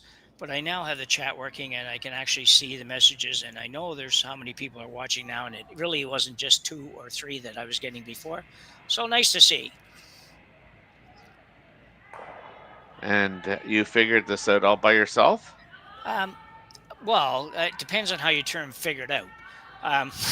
I don't know why. I was going to say, if I was helping you, I would have said, turn them. Are you sure it's plugged in? Turn the machine off. Turn it back on. Those are the instructions I get all the time. Yeah, and I did some of that. I didn't turn it physically off, but I did go right out of it.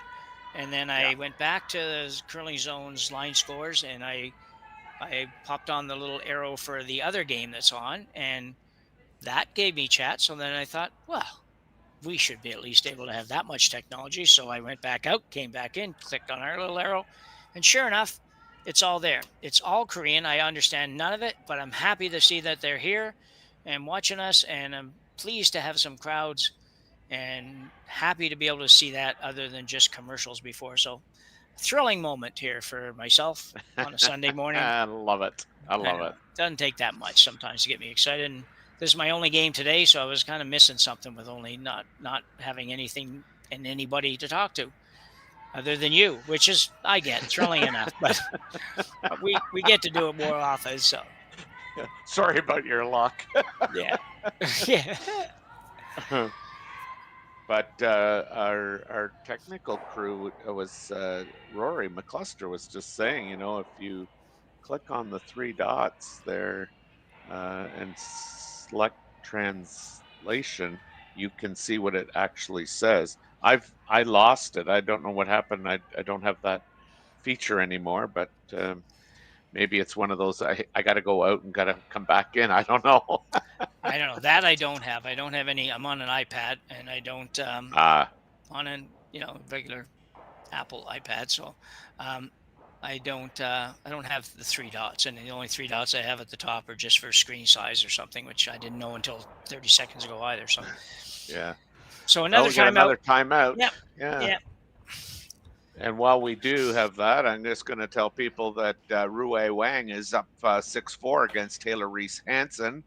Eubene Park, that 4-ender that she scored is kind of the difference in the game as she leads Selena Sturmey 6-4, and Kate Cameron is down 6-3 to Caitlin Laws. So it's starting to look like a UNG Kim semifinal with Caitlin Laws, and at this moment anyway, playing the 7th end, it's looking like a Wang and Eubene Park semifinal on the other side. Thanks for that, Terry.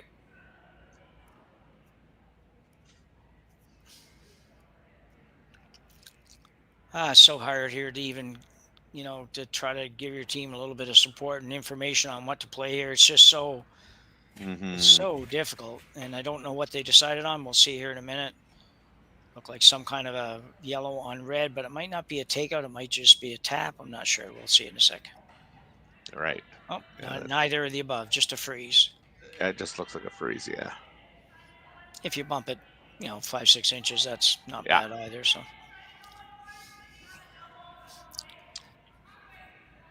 So Aaron Pincot's first of 2 here in the 6th end. Yeah, you'd want to stay on the top, on the high side of this. Aaron's been a little bit off on draw weight here the last few ends. She's been in the neighborhood, but just a little off. This one's looking a little heavier. Sarah Colton, rather, trying to bend it over there. No, she's going to get there. Got the little hop delivery thing. It's just kind of interesting. Gonna get a base of it anyway.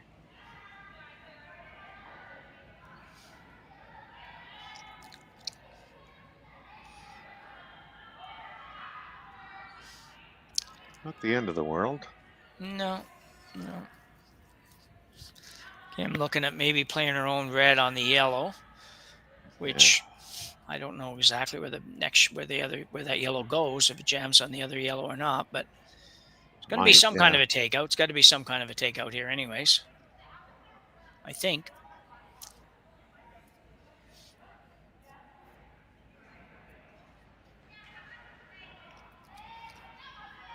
So we got a little red-yellow hit here. No ice. So she better make sure she's not tight.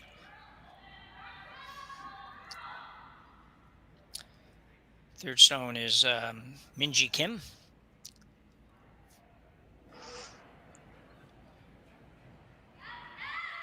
That looked pretty nice.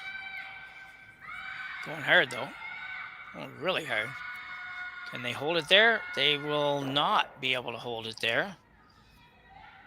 Ooh, I'll tell you, getting a little bit interesting. Uh-huh.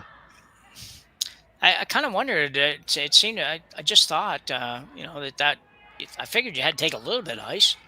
She really took none, so. Yeah. I mean, edge of the rock there, assuming it doesn't back up on you, would have been fine. Like, that's kind of where she wanted to hit it. So, just Corryn Brown now will play, I think, the same shot, basically, just kind of freeze to the yellow and get the line right. And I'll tell you, Terry, if she makes this and makes it good, it could be interesting as we move to the last couple shots here. Gim might have a problem getting rid of almost anything, to be honest. It's yellow. Well, if they're coming right in, I think they want to cross this a bit. Oh, absolutely, yeah. Yeah, and I think she's going to be really good if he gets another 2 inches of curl. Oh, yeah. That's really, really nice. Man, I'll tell you, this is a problem for Gim. I don't know what you can get rid of. I mean, if it curls another probably 3/4 of an inch or something, it's even that much better, but that's not bad. It looks like they can get rid of the high one, I'm sure. The one that she's going to hit first probably goes over the top of everything on the left side. Well, she's ready anyway, so not going to talk any more about it. Yeah, no, skips rocks now, so. I think you'll see some heat on this one. I think she'll be throwing this one really hard, or quite hard, because she needs to. The rocks, I think, are frozen. Yeah, and I think that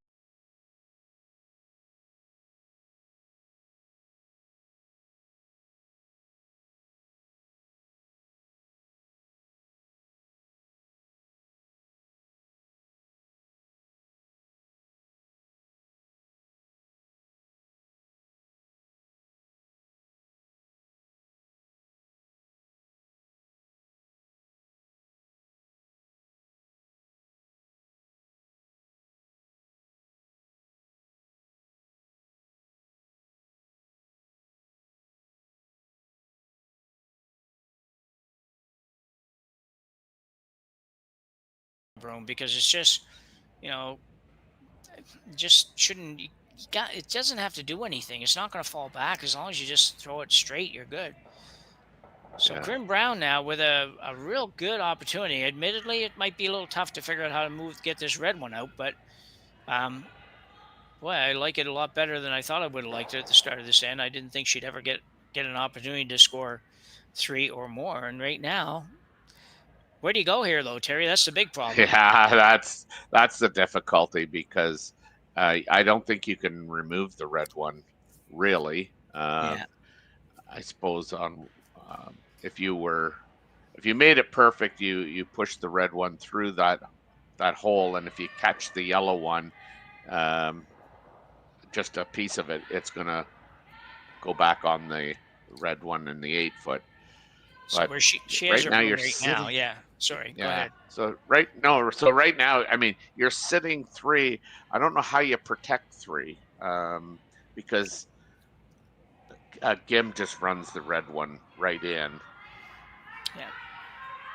And you hit that anywhere on the the wing side of the red, and you're probably making 2, if not potentially 3 go, depending on where this ends up. Yeah. But I think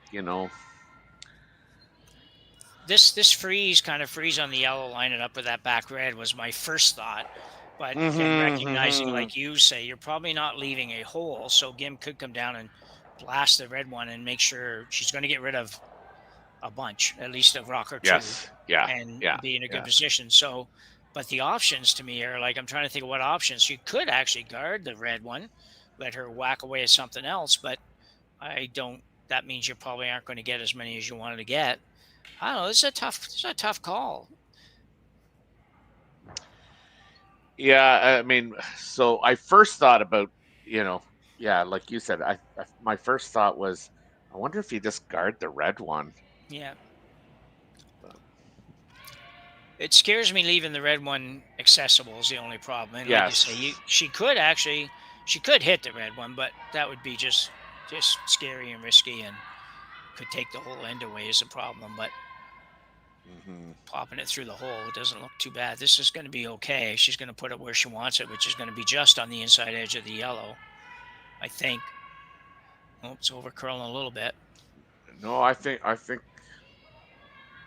that was, because now I think those 2 yellows stay if she tries that, to run the red end on that side. I mean, the problem I think ends up being if you run the red one right into the crotch, the red one's staying, but it should be removable with a slash. So yeah, 3's. I don't like this call if this is what they're going to play. It looks like they're going to play the double on the 2 yellows on the 2 yellows on the left on the overhead. They're going to play. Looks like they're calling that double, which to me, So that you're going to leave Corryn Brown sitting 2 for sure, maybe 3. I think I'm running that red one back in there because I don't know where the red one's going. It's not going out in my mind, no matter what you do, and hit it right on the nose. I think that's going to give you a better result. But anyway, it'll still be there probably when she finishes her shot. So that's one thing about it. Once again, throwing it with really no ice, but it looks like she might have set it just a tiny little bit. So it's going to be close to making what she wants, but it's still going to curl a little too much. But got that. So she's sitting 2 and drawing for 3. Yeah. So a good shot for Gim. I mean, Gim rather, she was, trying to make sure she minimized the damage, and she kind of did. But this is like the game that never ends, Terry. It's just, it's like that song, the kids' song, the song, never-ending song sort of thing that they do. This is kind of like this game. It's like, kind of figure it's going to be over. Not that I'm in a hurry for it to end, but it just looks like it's going to be over every second end. And somehow, some way, Corryn Brown gets to keep playing. Needs to make this one, though, to have any realistic chance of coming back here.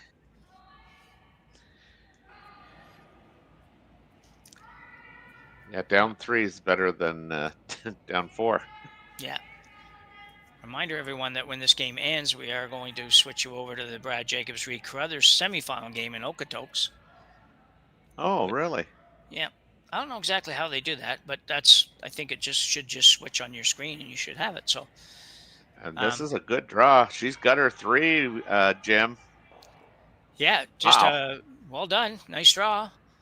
Corryn, she's a solid player. I really like her game. She doesn't get too rattled. So we have a 9-6 score going to end number 7. Team Gim with hammer up 3. we'll be back right after the break. I think they're saying even.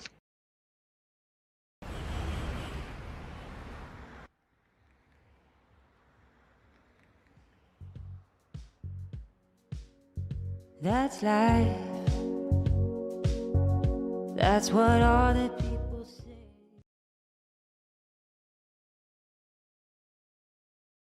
Hey guys, what can I get started for you today?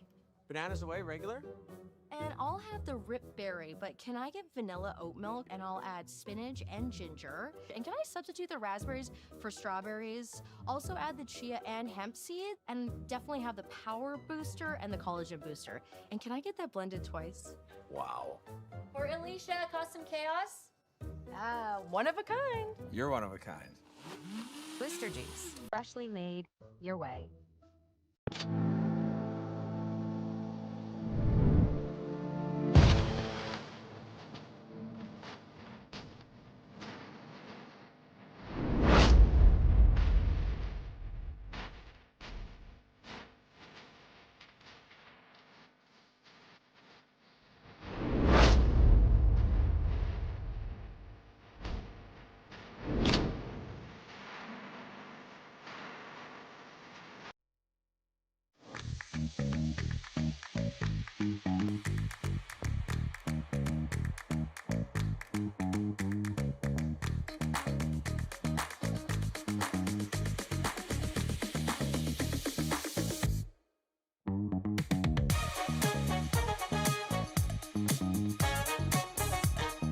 Looked at that. Yeah, Casper beat Mallon.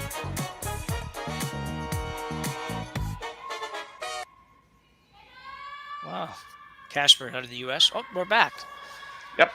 So, 2 ends to go, or we think 2 ends to go. We could be playing extra ends yet the way we're going here. So, Corryn Brown with another 3, not back-to-back threes, but back-to-back threes with hammers. So, she scored 6 points. So, she's winning the second of the 3 end blocks. Yes.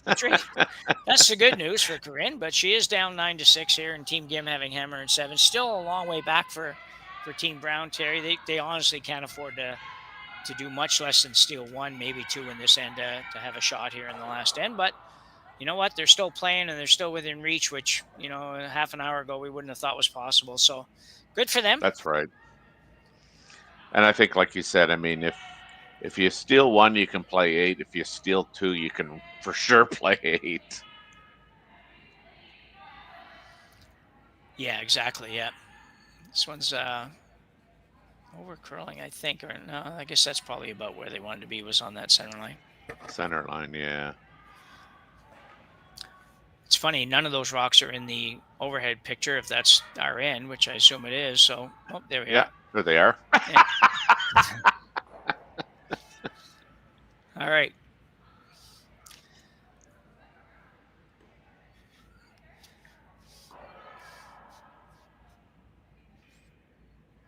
So, coming with a sort of a tick shot, I guess, is what they're playing here. Saw a few of these last week for the first time, and I don't remember any of them last year. I'm sure there were, but it just kind of seemed like that was a forgotten shot for anything. But try to throw probably, I'm thinking, backline to hack on this and just chip off. You do need your shooter to roll a bit for you, so it might have to be a little more than just a back line. But as for those that might have forgotten, you are not allowed to remove this rock from play. You're just able to move it. This looks like it's going to be really good, I think. Yeah. Nicely done. It was going to be really difficult to get the shooter to move too much further than that, to be honest. And so it's nicely done, but you have set up 2 corners for Brown, but she doesn't have hammer, so they may not really come into play for her. So, well, the good thing about that shot is, it makes the draw outside in difficult on both sides. Yeah, true enough. Yeah. I mean, this one is obviously the easier of the 2. I don't think the other one's there. I don't think the intern draw is there come around. But I mean, this is there. But again, the way it curls, it's going to be a difficult execution here. You're going to have to hold it out there for the longest time and then let it just curl on. hard at the end. A lot of rotation, which will help this not only go a little further, but this is well managed. It's going to be a very nice shot, I think. Yeah, this is really well managed. Yeah, nice shot by Sarah Colton. That can't really say enough how difficult that shot was when the staggered guards are not in your favor and you're on ice. It curls this much to miss the high one without crashing on the tight one. Really nice job. Yes, for sure.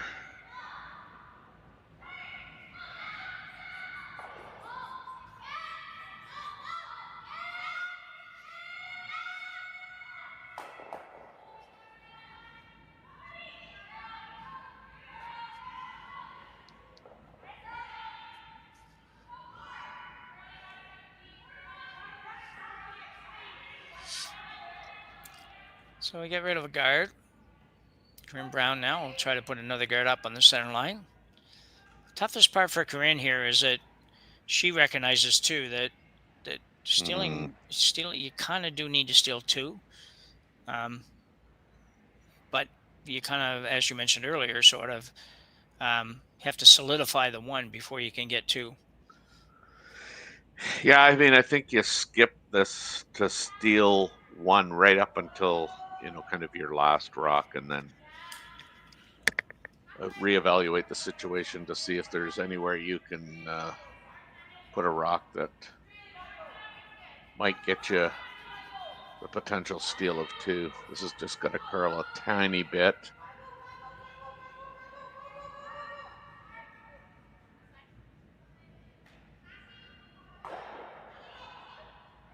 It'll be tempting.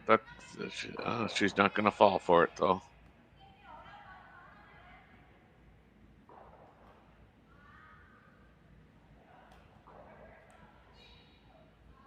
You can definitely hit this just a little high side and get rid of everything there.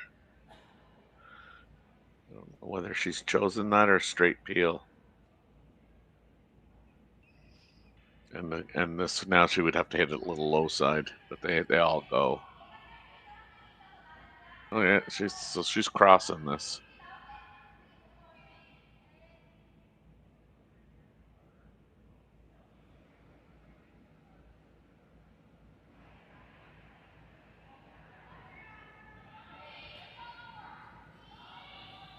I don't get a sense that this looks going to curl enough to cross it. No. So maybe she was peeling it high side. I don't know.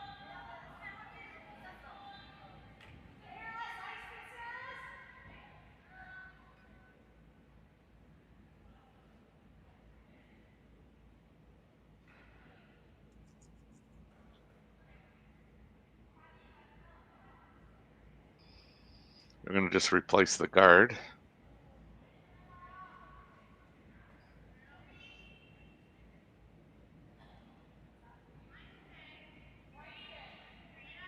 This is Aaron Pincott throwing.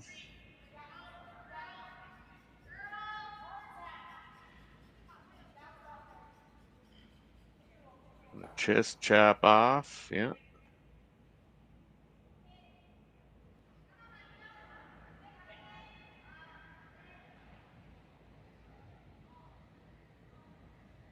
I don't know if I lost Jim or not. Okay, you hear me now? I do. Okay. I think I pushed a button on the headset, and I didn't really mean to do that. I had coughed a second ago, or a shot ago or two, and then I just kind of... That's a very nice effort there. Yeah.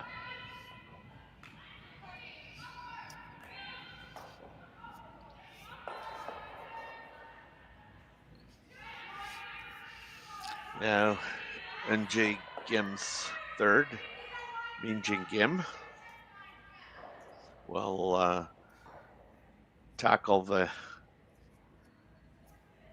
vice on vice. Yeah. So not yet. This is going to be Aaron Pincott. No, yeah.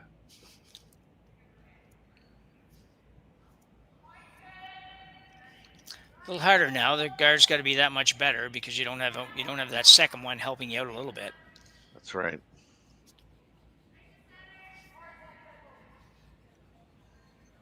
It does take a while before it moves, but it's moving pretty good now. The girls are working it over. Should be pretty good when it stops. Yeah. Yeah, it's one of those gettable shots that if you had to get it right now, you try to get it. But I think she's going to still play the run and hopefully make the double. Hit a little bit on the right as we look at it. You should be able to make the double, roll the shooter out of the way, and be in a pretty good position. I don't think you want to do that, do you, Terry? Yeah, no. I don't think I'm doing that. No. Ripping all day.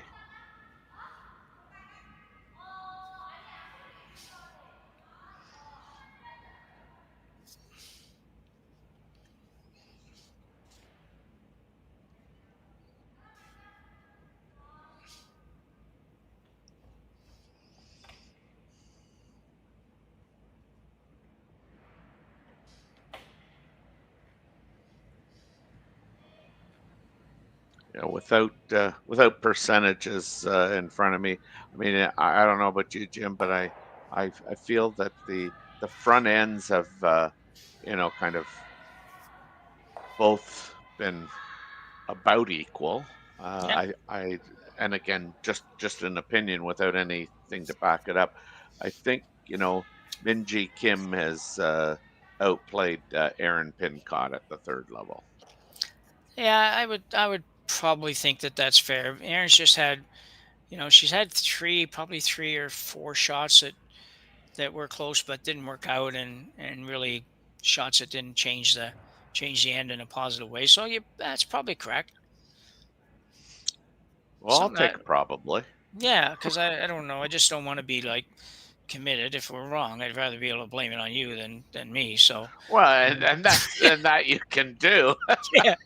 I don't know who I'm gonna. I don't know who I'm gonna do that to. So Corryn Brown now throwing up a guard.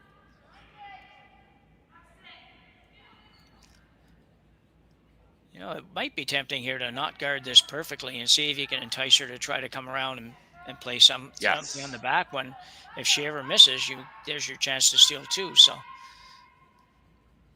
which might happen right here. She's probably able to get to that one on the button. She can definitely get to it. I'm a little surprised that she's gonna play this. I thought she might just rip it again. And well, the problem with this is the only way you ever give up a steal of two is by playing this shot, right? Like if you you peel the guard, then Corryn throws it. I don't care where she throws it, but you're only giving up one. And you play this shot, and you just chap and roll or something. Maybe you don't get it all the way out. Maybe you don't roll quite far enough.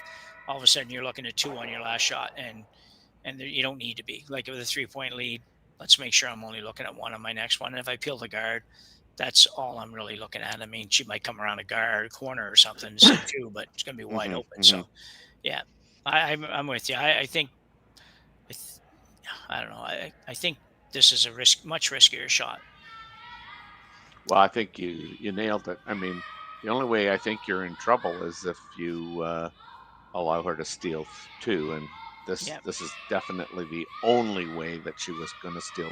Now, she's made it very well, and so now it becomes the maximum that Corryn can get is the one. But yeah, very nice throw. Absolutely a nice shot. I mean, she could see only a little tiny bit of it and threw the perfect weight to make it and all that. So not to be critical of the shot making ability or anything else, but yeah, just had a chance. Carried a little more risk with it than you needed to carry. You're still going to have probably as difficult a shot as you would have had before anyway. So anyway, see what Corryn does. She's got to absolutely make this and bury it, because she has to steal at least this single point.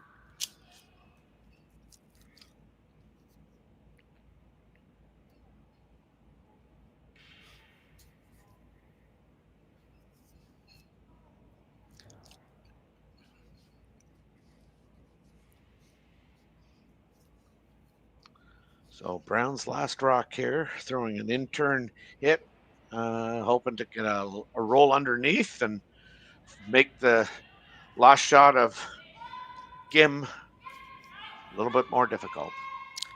Yep, she's throwing a little more weight at this than I thought she'd throw, but well, it's going to be pretty good, go. I think. Oh, maybe bad luck. Oh, too Spin bad. back. Too bad. Yeah, left it pretty much open. Nice try by Corryn Brown. You know, wasn't going to be easy. Roll 6 inches less. It's absolutely perfect. You force Gim to make a draw to the button. A draw to the button that I don't know if you could make. I guess you'd get through there, but yeah. So probably turns into more a blank attempt than it does actually a scoring situation. But either way, she's going to be in. The game's going to be over probably, or she's going to be in great shape up 3 coming home with the hammer. Taking a little more time to think this out than I would expect.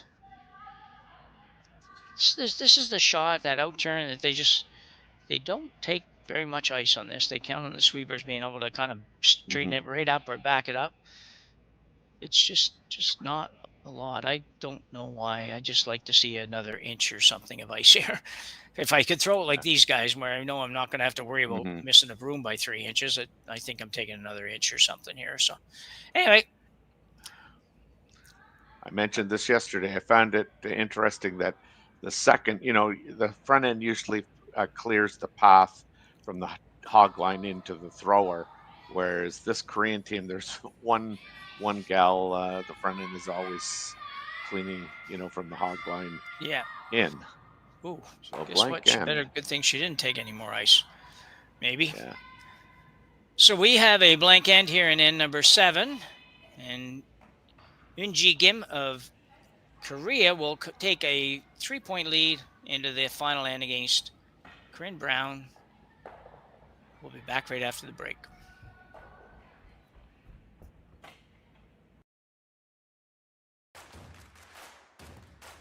Imagine being able to stream every curling game from every sheet from any event, be it your Wednesday league game, bonspiel, or corporate event.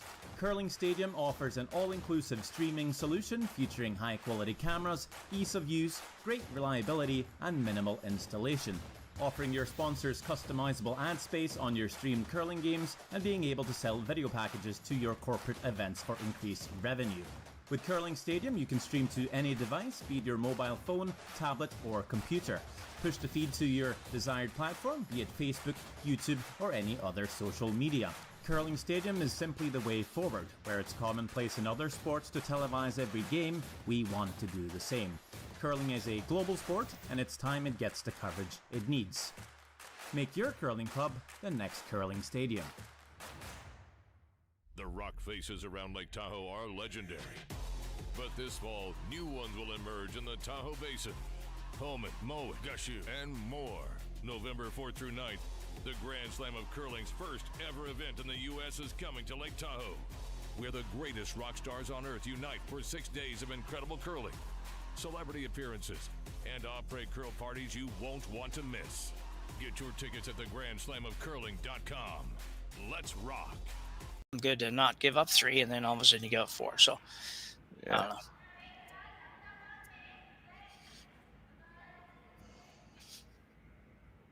So we're back for end number 8 here at the Saville Grand Prix in Edmonton, Alberta. We are at the Saville Community Sports Center. Jim Nix with Terry Corryn, watching a game that's been pretty wild for the last few ends, Terry, and at the end of the day, Gim has a pretty solid 3-point lead with Hammer playing this last end, but stranger things have happened probably, so you never know. Corryn Brown might just pull this out. Yeah, neither of us thought we were going to be here playing this end. We had handshakes after 4 or 5 ends, but here we are. Yeah, well, for the first 4 ends, Corryn Brown couldn't get anything going, and really was probably almost fortunate to only be down 6-0, to be honest, because she didn't have a lot of help, and she wasn't quite sharp, and then all of a sudden they get 3, and they give up another 2, and then get another 3, and they're in the hunt. So double guards on the center line.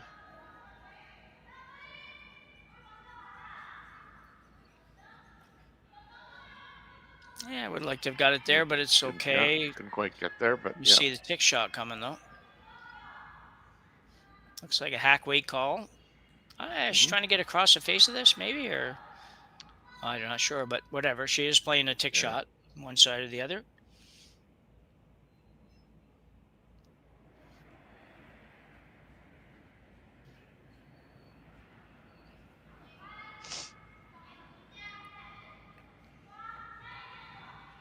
These are always dangerous in the sense that you can, you potentially leave rocks in play. Yeah, she's not going to get to it anyways. Nope. Room, but that doesn't really hurt a whole lot, so.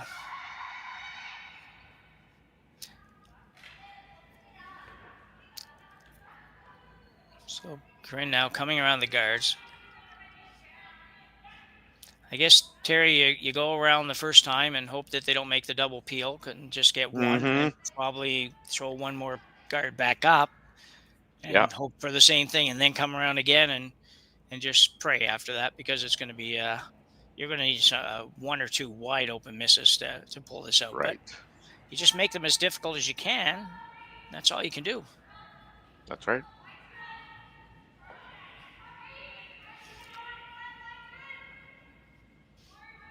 Front end working hard on this. Well, not the front end, actually, but the sweepers in general.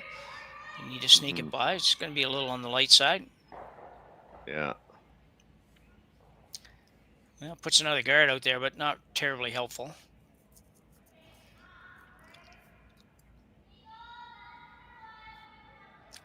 Quick reminder to everybody, we will be here for the semifinals and finals here of the Saville Grand Prix.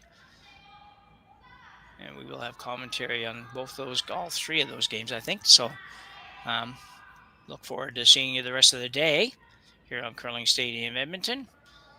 And for those that are interested, Okotoks Spiel is ongoing. And after this game, we are going to take you to the Jacobs Carruthers semifinal in that event. And we'll tell you a little more about that in a second. She's going to take everything out. Wow. Well, moved a ton of rocks. So I guess task accomplished on that. You're going to have another look at it here. She's going to try to make the double peel, or got rid of a couple. Probably got a little fortunate there that she didn't end up with that one counting someplace. But a good effort. So, yeah, and in Okotoks right now, you have Reed Carruthers playing Brad Jacobs in the semifinal there, and Carruthers had an early 2-0 lead, but then dropped 4 to Jacobs, and it's 4-2. Sometimes still probably fairly early in that game. Looks like. Yeah, they're playing the fifth end, yeah. Yeah. Yeah. So they'll come around for Team Brown here. Barry, looks like it's going to bury in there pretty good. Very nicely done. Again, play a straight peel here. Don't complicate this at all. Don't do anything funny and try to make shots that you don't need.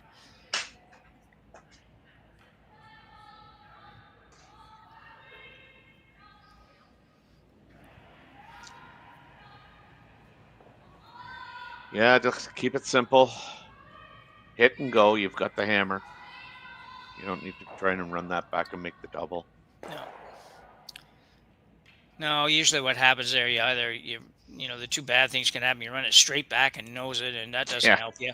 Or almost worse, sometimes you run it back and it misses it by like a half an inch, and your shooter now stays out there and just it can get messy quicker than it needs to. I mean, you shouldn't be in any trouble with up 3 with hammer, but you also shouldn't have to throw the last one looking at 3. So. Yeah, I mean, ideally here now you go around the corner guard. Gim hits the open when you go around the corner guard a second time.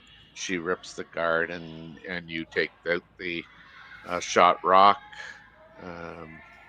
If she stays and she has to throw her last one. Yeah.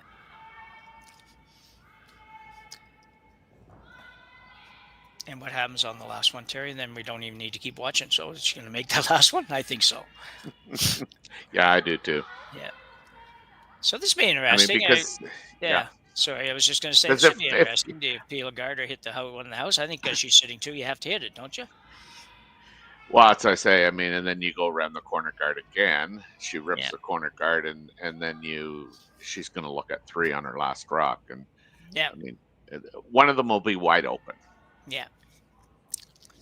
Which is all you need. Unless you try and rip the guard and don't rip it. Yeah, I don't think she's even playing that. I think she's playing the one in the house. Yeah. Trying Oh, to make she the makes the double. double. No, roll over the Oh, over the I was top. going to say that would have been.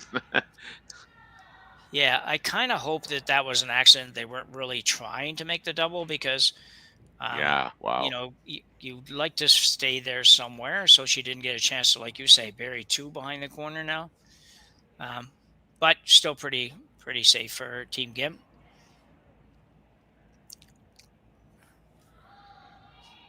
He just put a little bit more pressure on, making the peel. I mean, Oh, exactly, yeah. So Erin Pincott with her final rock here in the 8th end. Looking to play the intern come around the corner. The girls are indicating it might be heavy. yeah, Don't want to be heavy. You don't want to be anything but perfect here, but you definitely don't want to be that's heavy. right. Sarah Colton now 'Cause trying to bounce it in. Yeah. She's going to be okay. You want her to rip. Yeah, you want her to rip the front one. Yeah. Would have been nice to get a little tiny bit more curl and maybe have those lined up a little different. So if it ever came Yes. down to whatever that Corryn had to think about making a double, it might be hard, or not Corryn, but Gim had to think about making a double. But Yeah. don't get too fancy with this. Just get rid of that guard. Oh, I know. And because they're not lined up, I mean, really, how do you miss it, right? Yeah, exactly. You'll only need to make one go away. Yeah. So they're going to peel the guard, but it looks suspiciously like she's trying to. Oh, there she took a little more. So I was going to say, it looks suspiciously like she was thinking of the run back, and run back is not a good option unless somebody can guarantee you're going to make it. And that's hard to get. So the outturn peel here, and she will get rid of the red one. It's job done. So as Terry So said Corryn right just now. goes behind Yeah, the- exactly. Yeah. That's all she can do, Corryn Brown. Now she That's just right. has to go around, and you know that Gim is going to take a run at that double over there, and you hope she doesn't make it. And then you sit 3, and she, no matter what you do, I think she's going to have a wide open shot here to end the game. And For sure. I mean, your only other alternative is, right there. Right there, just yeah. Fighting. But that might be a better choice, though, to be honest. It might be that you're protecting against the double a little better, at least. And I know she could still make a double, but yeah, I don't know. I'm not against that, I don't think, Terry. I don't think anything's good now, but I think that would be, you go over here and leave the wide open double, or do you go here and on the right side and say, okay, well, we're going to protect that double. You're going to peel it or whack it away there somehow. Then we maybe go the same place, or we go around the corner, whatever it is. But yeah, well, maybe not. I think by going here, you literally, kind of are now the hope is that you just tick it as you go by. I mean, this is not a wrong shot. I mean, who thought for 1 minute after the 3rd end we were going to be having Corryn Brown throw her last rock in the 8th end? Well, exactly, yeah. So she's just going to try and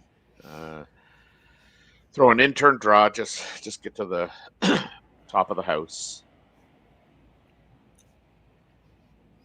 You'd really do want to make her throw this last rock, so Yeah, for sure. Yeah, Just I mean, don't be light. Yeah, yeah. This looks light. It does. So you got to make sure you get the line really, really good.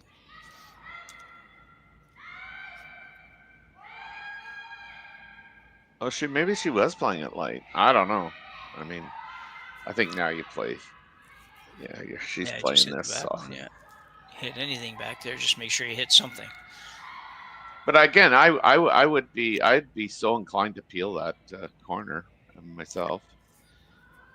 Like, I mean, if you think about this, I mean, not that she's going to throw it tight or anything like that, but if you just tick that yellow guard, the one that Corryn just threw, I mean, who knows? Not only could you tick it into the house, you could tick it off the other corner guard. I mean, that's highly unlikely. But I'm just saying, you know, there's some things that could happen that you don't want.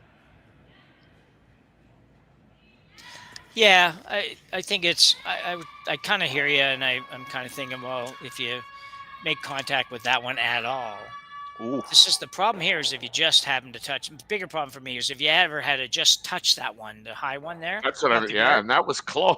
Yeah, really close. Yeah, you might have just slid by everything, and you're still probably going to end up with a wide open hit. But Team Gim does survive really the comeback effort of Corryn Brown as she clawed back from a 6-0 deficit, as you say, made Gim throw her last rock here in the 8th, which we would have bet a lot of money on against earlier today. So, well, it wasn't quite her last rock, but oh yeah, right. She did that. Yeah, that was. Yeah. Well, whichever. Anyway, so it was a good effort for Corryn Brown to kind of get to where she would in this game, and so we'll thank everybody for watching us this morning, and on behalf of Terry Corbin and Rory McCusker and myself, Jim Nix, I encourage you to flip over. We're going to stay. I think we're just staying right here, and they're going to flip to the Jacobs Carruthers game. And we'll see you this afternoon for the semifinals and finals of the Saville Grand Prix here in Edmonton, Alberta, on Curling State in Edmonton. Bye for now.